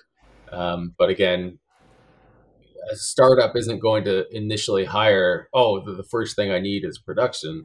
That's definitely going to come much later. You're going to want the talent first, and then as you grow, and as things become a little more challenging in terms of communication, then you start bringing in production. So that's just where again I see it. Again, obviously there's a lot more to our roles, but the big thing for me is always been communication, and I see that a lot where the things that the companies are lacking the most in is that structure, is good communication amongst teams, amongst individuals, management, and that's really where production comes in. But like I said, if we could we could find a way to continue to maintain the communication that we had when we were, a 5 to 10 team, it wouldn't be, as needed of a role or discipline once we got up to, hundreds of developers. Yeah, and I think it's one of those things that a lot of people like to discuss. Sort of like mid, management sort of areas as almost irrelevant, or they don't, aren't required. Yes, there's plenty of companies out there that have managers, producers that provide little to almost negative value to their company, but a good one can provide a lot of value because it's interesting what you just said that when you're at the size of like 5, maybe 10 people, it's not that that necessary. It's like HR isn't that necessary when you're at that size. However, when you get bigger, you need to do things a certain way. Plus, because you become a larger company, you have to abide by certain laws, and as a result, you'll need certain people in place, even if you're not, there in, to make sure those laws are, kept up. Just being there to help the flow of communication can prevent something major from going wrong. Because let's say if you got two teams that are communicating with each other, and if something that some sort of disagreement happens, if that becomes, let's say, really toxic, that can be a really troubling situation for the company. Whereas if they've got you in the middle to kind of alleviate any tensions, that helps a lot. If there's a couple of people, working at home making a game, if let's say a couple of friends have an argument, nobody's going to really care unless they start beating each other up. So there does get to a point, in a company size, it is just important, and it's like if you've got a startup of 2-3 people, you're probably not going to have recruiters, but then Google will have like just on LinkedIn, I'll see loads of recruiters that are like actually work at Google, and I'm like, they've got just this many recruiters. Forget about engineers, testers, managers, executives. They're just literally recruiters. They're not even HR per se. They may have been a HR at one point, but their dedicated job is just recruiting for Google and all of its subsidiaries, etc. So yeah, it does get to a point where you kind of have to have some of these other stuff. It's like legal. When you're 1-2 person band, you're probably not that fussed about getting a lawyer really. But when you get to a 50 or 100 people or more, then you're like, okay, you need to do, you need to get the legal side, you need to get the accounting side. Obviously, you need producers, you need managers, you need this. So I think it's one of those inevitable things. Is just making sure that you do provide value to the company. I mean, it sounds like you take your job seriously, and when you were saying that you're willing to take a back seat, so the people that are, let's say, on the ground making the game can actually do their job. That's when a producer is good, instead of, because I met people in that sort of position or management position where they make it all about themselves and they get illusions of grandeur and like thinking they're doing more than they're actually doing, not realizing their role is important, but they're not coding it, or they're not doing this or that. Just realizing what you're doing is important, but it is still restricted within this sort of domain of obviously management. Oh, I completely agree. And, the biggest praise, I guess, for me is, when a project's done and people are like, geez, I don't even know what, it seemed to go really well. And I don't really know what Jeff did, but, it's, because there's a lot of red tape when you get to that, when you're dealing with that, in production or management leadership. And again, I think a good leader alleviates that and hides that from the team, so they can do their job. And anyone that kind of manages from that ivory tower, or from up high, where it's just they're throwing orders down or direction down without really communicating with the team, is I just think it's a missed opportunity, and that's why I approach my job as I just want to be one of the team. I don't need an office. I want to be sort of in the pit with everybody and kind of hear what's going on, so you can tackle those challenges as soon as they come up, and you have that gut feeling about, yeah, I think we're in a good spot, or what, maybe we're from the air in the room, maybe we're deviating to a place we don't want to go, and maybe I can go in there and kind of poke around and see what's going on to help ensure that we get back on track, and that we're removing any blockers that the team might have. But it is really a bunch of different flavors within this role, and again, I think it's as you said, it gets a bad rap at times. Again, it's not always needed at the beginning. Again, it can be invaluable when you get to a certain size, but it's really up to the individual, up to the leader, to make the most out of it and ensure that the team sees value. Oh yeah, definitely. So on your LinkedIn, a skill that you've got or that's listed on a bunch of your roles is change management. What does that mean specifically? So really, it's just about the process of how you integrate new things, new processes. You're again, when you're upgrading an engine and you're changing a new work process, it's all about how that is taken care of. And the way I look at it is, small changes. You want to make sure that you're getting as much adoption as possible, that you're doing your all those checks and balances with the team to ensure that what you're moving to is done in a way that is as undisruptive as possible. And it can be, because change, people don't deal well with change, at least most of us. Some people are fine. They fly by the seat of the pants, no problem. But most of us get set in our ways, and we really like doing things a certain way. And when someone comes in and says, "No, we got to go and do this," it can be disruptive, and feathers are ruffled, and they're, "Oh, why are we doing this and doing that?" And so the way I look at it is, it's really important to make these changes as slow and calculated as possible, so you ensure the disruption is kept to a minimum, that you are clearly documenting, from what it was to what it is, why we're doing these things, lots of examples, lots of, again, hand holding to ensure that, everyone's comfortable with those, the steps we're taking in this new process. And then again, you need to have that humility that, hey, even after all of the due diligence we did about looking to find a new process or a new tool or whatever it is, we might have made a misstep. And even after you've improved, like you put in this change and we've launched it, we're all good. You have to be willing to say, hey, this might not have been right, or I need to tweak it even after it's been launched, to ensure that, again, we're getting the most out of it now that it's in practice. But that's really what that's all about, is just ensuring that any changes that are done within your project, within your company, are handled in such a way that makes sense and is easily adopted by the team.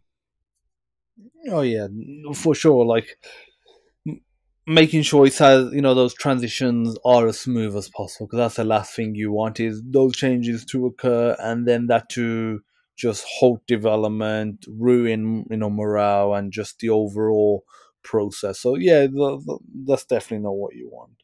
So what's your biggest regret in your journey so far in your career? And what, on top of that, what advice would you give to others that are looking to, to break into the gaming industry, do something similar? Let's see, my biggest regret. I, I I think my biggest regret was probably I miss I miss sticking with the art. I'm, I do start art on the side and all that, but I think looking back in a perfect world, maybe I tempted to stick with art a little bit longer. I do really enjoy creating the pretty picture. I there is one thing from a tech side, you're programming things and you're bringing something to life and the problem solving and all that, and I really enjoyed that as well. But there's just something about making that pretty picture and seeing people get excited about the visuals that you create. um, that is very rewarding, um, outside of I think what I got from you know actually programming, or the engineering side, and then even from the project management side, where again I love when a project is done and it's successful and the team is super proud of it, and we've hit our quality bar and all that fun stuff, that I get lots of enjoyment out of that. But that's more of definitely on a team side. But from a personal standpoint, it's I've always liked creating that, the visuals.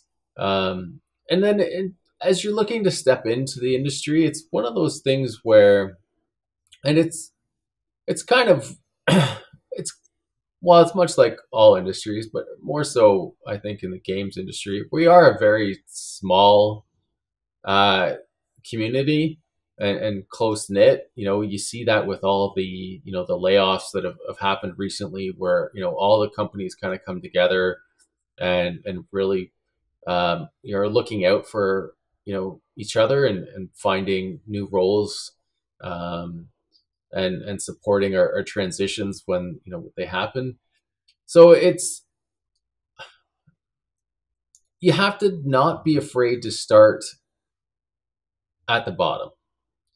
And I look at that, where some people coming out of school, or they have these aspirations of, oh my gosh, I'm going to be this, I'm going to be a game designer right off the bat, or I'm going to be this senior 3D artist and do all this amazing stuff.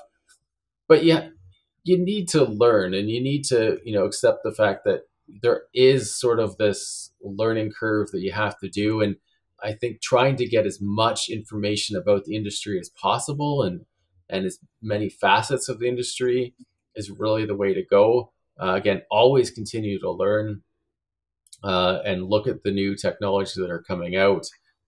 Get experience with them. If you are on the engineering side, start download the Unity engine, download Unreal, start experimenting.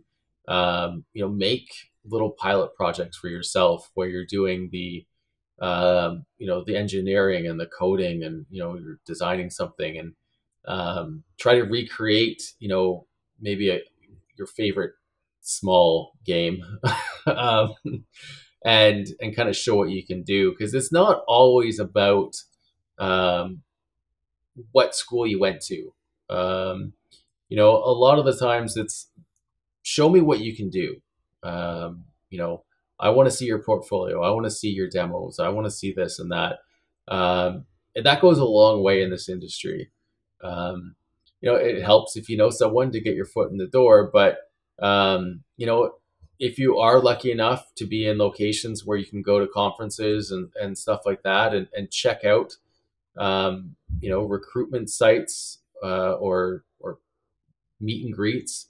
If it within your local community, if there's sort of like an indie game hub, then get in that. Get involved in that, and get to know people within like-minded people within the industry or in the space, and come together and build whatever, or just continue to create.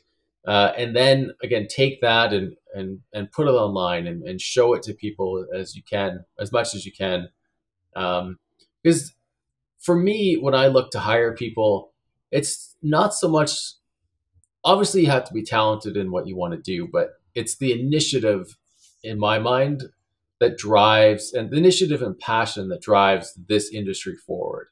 Um, we are a very passionate group. We we want, you know, we want to create these amazing immersive experiences, but you need to have, you know, be willing to sacrifice, you know, a little something to get it. And that's what I look for. So if there's ways that you can do that, again, whether it's doing stuff on your own, or again going to these meet and greets and kind of taking a part in the community, just getting your name out there, that's where I would really push people. Again, and you might have to start, you know, in QA or as a junior something, or do an internship, and you know, slowly work your way up, get to know people, and then start your career. And then, you know, once you're in it, and my resume is a perfect example of this. It is a volatile industry, and you have to be, you have to understand that. I know for, you know, my parents, like they were teachers. They are a, you know, as stable a career as possible. And, you know, the first time, you know, I lost, you know, I was laid off due to an acquisition.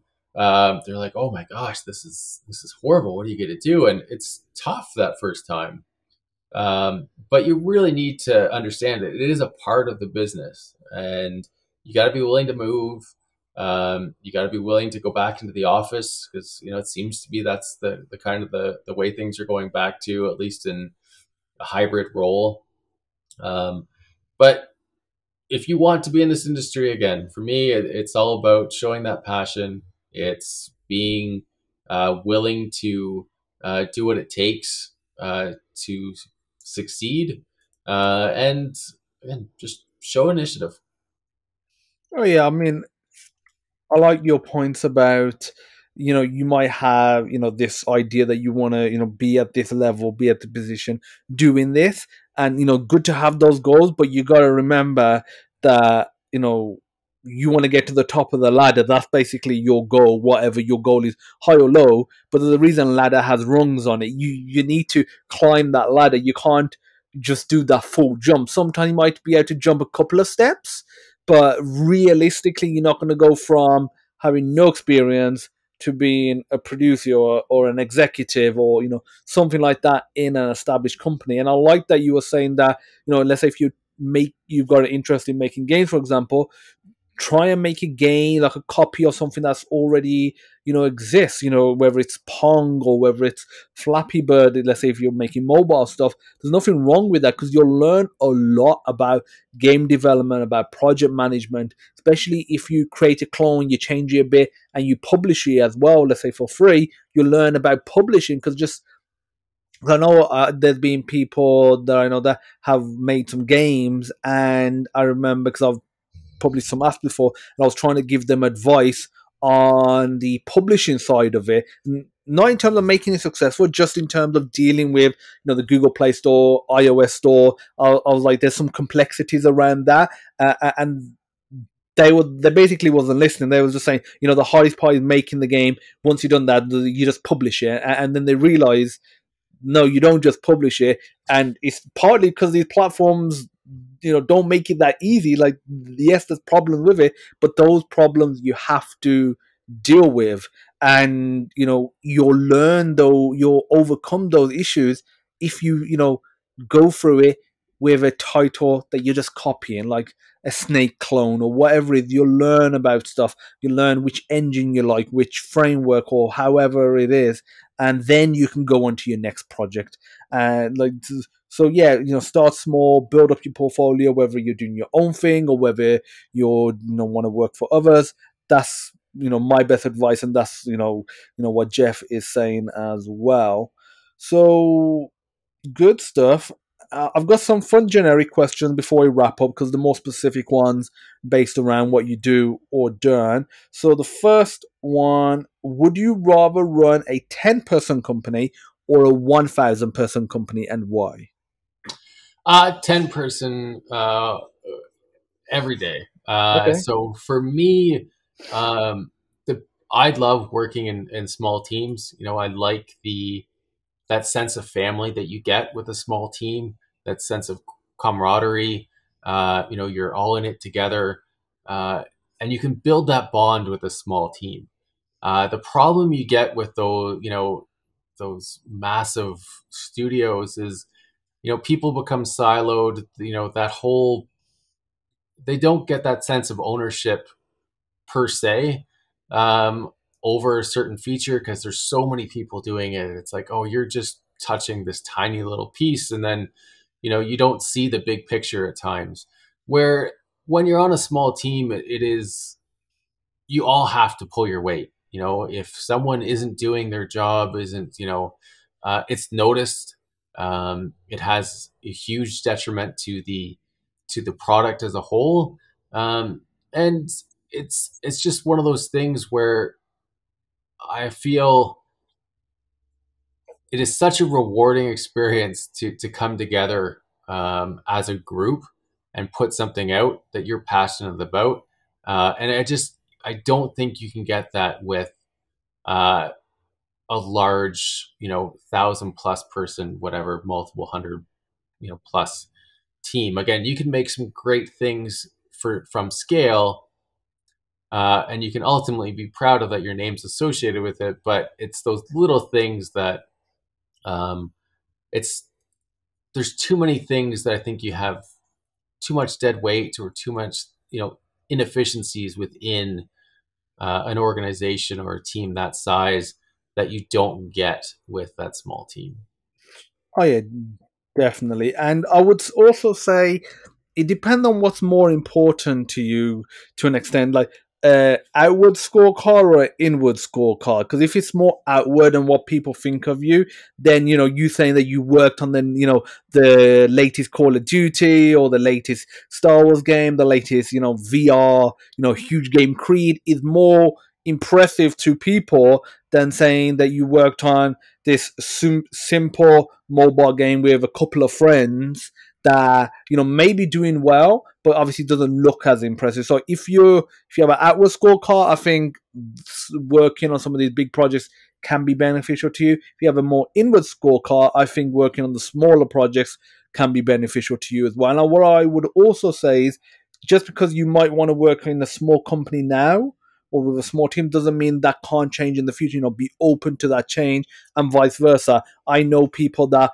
worked in huge companies and then they made a shift when the time was right for them, and they're doing their own thing now, and they're very, very happy. But outwardly, if you saw them, you'd be like, okay, they're working at the largest company in that industry in the world.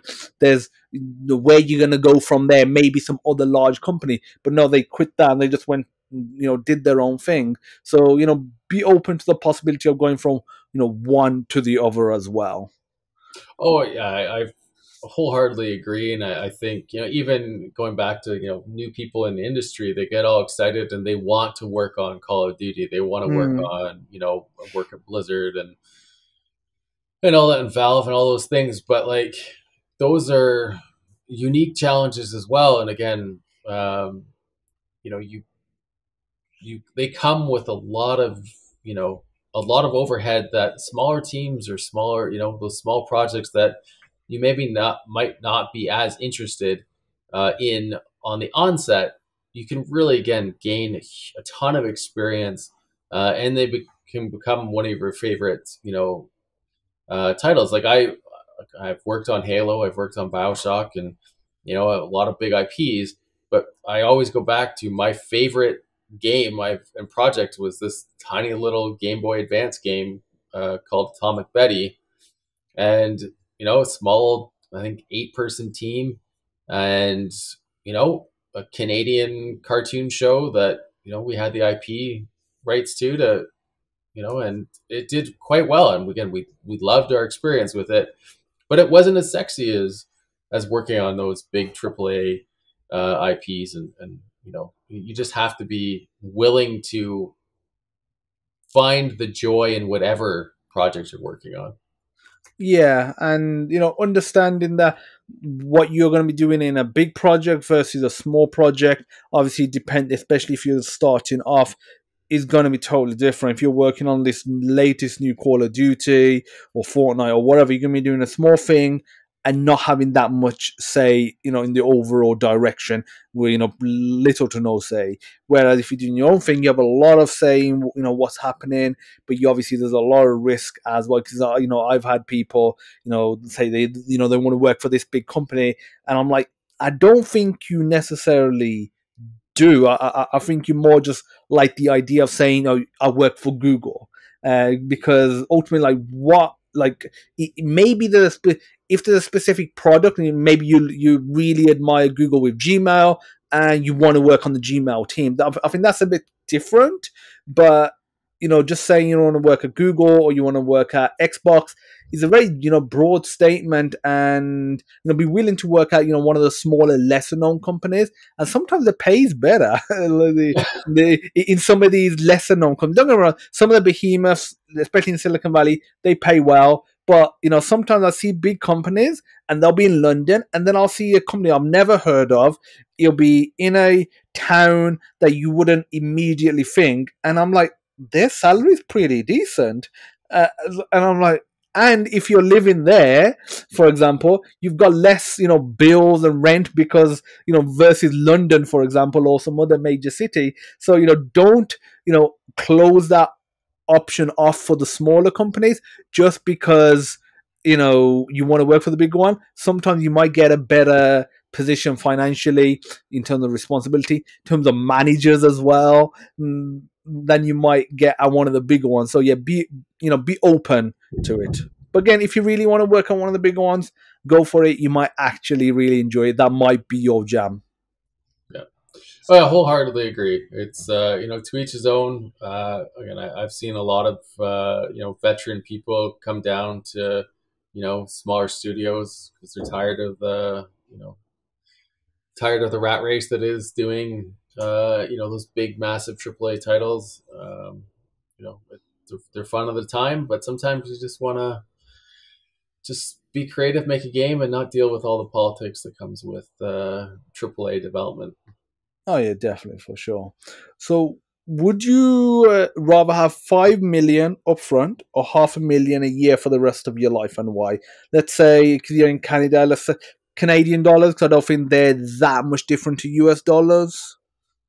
Yeah, it's enough, but I'd take the overtime. For me, I would I think I'm decent with my finances, but having that large chunk of cash up front, there you might regret one or two of those purchases, and I think over time, through investing, through knowing that this is a secure source of income that you're going to have, will set you up better for the future. And especially when I look at from the management side of things, if I was, I always like to prove myself. As much as if I'm starting a project, I definitely like to have an upfront investment. But I definitely do want to make sure that we're secure, and again, I prove myself over time. So you have this small set of funds, you create a great little prototype experience, and then you push it forward, and then you get more money and you evolve it. I think it makes it just easier for planning in general, and I just like the security over that, again, a stable source of income. Yeah, fair enough. So, favorite board game? Favorite board game? I'm a huge. It's been a little while since I've played. I was a huge Risk fan. When I was younger, I used to play constantly, and then Settlers of Catan, I think. Yeah, big fan of that as well. My brother turned me on to that, and really got into that. And then another one on sort of a lighter D&D side, a game called Heroes Quest, which I think they just did a maybe last year, or the year before, they did a relaunch of it. But very similar to D&D, but everything it's all contained in one kit, so you don't really have to go in and do the huge heavy investing you do with D&D at times. So those would probably be my three. But yeah, board games are always fun. Especially for well, us in Canada, we're big cottage goers. So if you those rainy nights or rainy days, and you crack open a board game around the cottage table, is always a go-to. Oh yeah, I mean, I haven't heard of that one, Heroes Quest. I will have a Google and whack that into YouTube after we've done the podcast to have a look, see what it's like. It sounds interesting. A lot of people on the podcast do mention Risk and Catan as well. Like, I'd say most people that I asked the question, they've said Risk or Catan or both. Like, you seems to be very popular. I only discovered Risk and Catan just a few years ago, and I haven't played it that much. I do want to play it some more. I think that every time I did play it with my wife and a couple of other people, I think we weren't following the rules properly anyway. I think it's just because we haven't played it that much and we need to just play it a bit more. But I did enjoy it, so definitely would like to play it again. Me and my wife enjoyed playing Catan VR as well. We found that fun. I remember we would play Catan, and then another one, because with Catan VR you can have, because it's a video game, you can have like an AI player instead of just having two people on the board game, which isn't the best experience. You want like 3-4 people. We can have one or two people as AI, and so like we would be literally like sitting on our bed, and we both have a VR headset on, and we would be playing Catan. So that was a fun experience. It's been a while since I played the VR version, but probably something I'm gonna check out again. So yeah, I mean, I'll check out that Heroes Quest that you mentioned as well. So this is the last and final question. Love asking everyone this: does money buy you happiness, and why? And on top of that, what does a good life mean to you?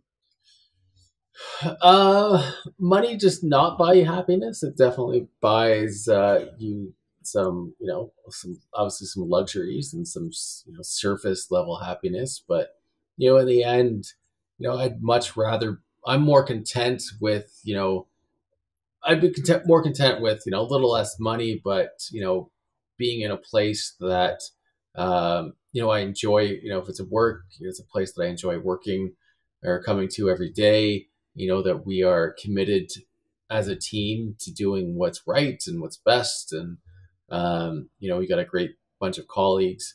So definitely money's not everything. And it's really important. Again, I think that I think there's not enough people that realize that, because you're always looking for the next biggest paycheck, or, and then again, with that, you get yourself into interesting situations that you might not have liked. Again, big companies can pay a little bit more, but it might not be the situation that's right for you. So it's really important for you to pick the right path, and again, understand that money is not all. And so, I missed the last part? Yeah, what does a good life mean to you? Life, yes. So for me, I just, and I strive for this. I want to, make sure that, I wake up every day and I have, something I'm looking forward to. And it can be something small, like just, hey, seeing a particular person, going for a hike, walking the dog, and it just, always make sure that you have something to look forward to each and every day. And then, more importantly, when it comes to your job, again, you gotta like where you work. You gotta be passionate about, some aspect of it that's going to drive you forward on a day-to-day basis, and something that is going to push you to be the best that you can. I always look to challenge myself, as much as possible throughout, my day, throughout a project, throughout the year. Um, it's, I think that's how you grow as an individual. I think that's how you maintain a healthy and happy life by, you know, ensuring that, you do have a few obstacles that you need to overcome. I think if you live one of those solitary lives where everything's perfect, it, I I truly believe you're not going to be as fulfilled as, as if you've had a few, I'm not saying horrific challenges or obstacles to overcome, but you experience a little bit of life that isn't as rainbows and butterflies. Again, I think lived experiences are essential to uh, a person's health and growth um, throughout their life. Oh yeah, for sure. I mean, I second that. Having some challenges, some adversity. Obviously, you got to get that balance between it being too easy and it's not really a challenge, and it being so hard that it either destroys you mentally or physically and just breaks you down. Yeah, you got to have some barriers that you're trying to overcome, and you get those barriers naturally if you're just trying to strive for greater things. If you're trying to learn something new, if you're, let's say, trying to get into better shape, trying to get a new job, you're gonna have those challenges, and not be disheartened when things don't go your way, when you fail or something. That's just life. Be prepared to fail. That's probably one of the best pieces of advice that I can give, is just accept failure, but don't let it be the end. Just see it as the next stepping stone to hopefully something better. And I find usually if you keep at things, then usually does lead to something better as well. So that's the end of the podcast, guys. I really appreciate you coming on the podcast, Jeff. Hopefully you enjoyed it, because I definitely know I enjoyed talking about your time at Survios, the games they're working on, and all out the jazz. Oh, I greatly appreciate this opportunity. I think you got a great thing going here, and it's really nice just to have again these casual conversations and a little insight into the industry and the folks that are there that are creating the experiences that we all know and love. So thank you very much. Really appreciate it. And I appreciate having you on, Jeff. Thank you, everyone, for listening, and stay tuned for the next episode of FireDEV. Bye-bye.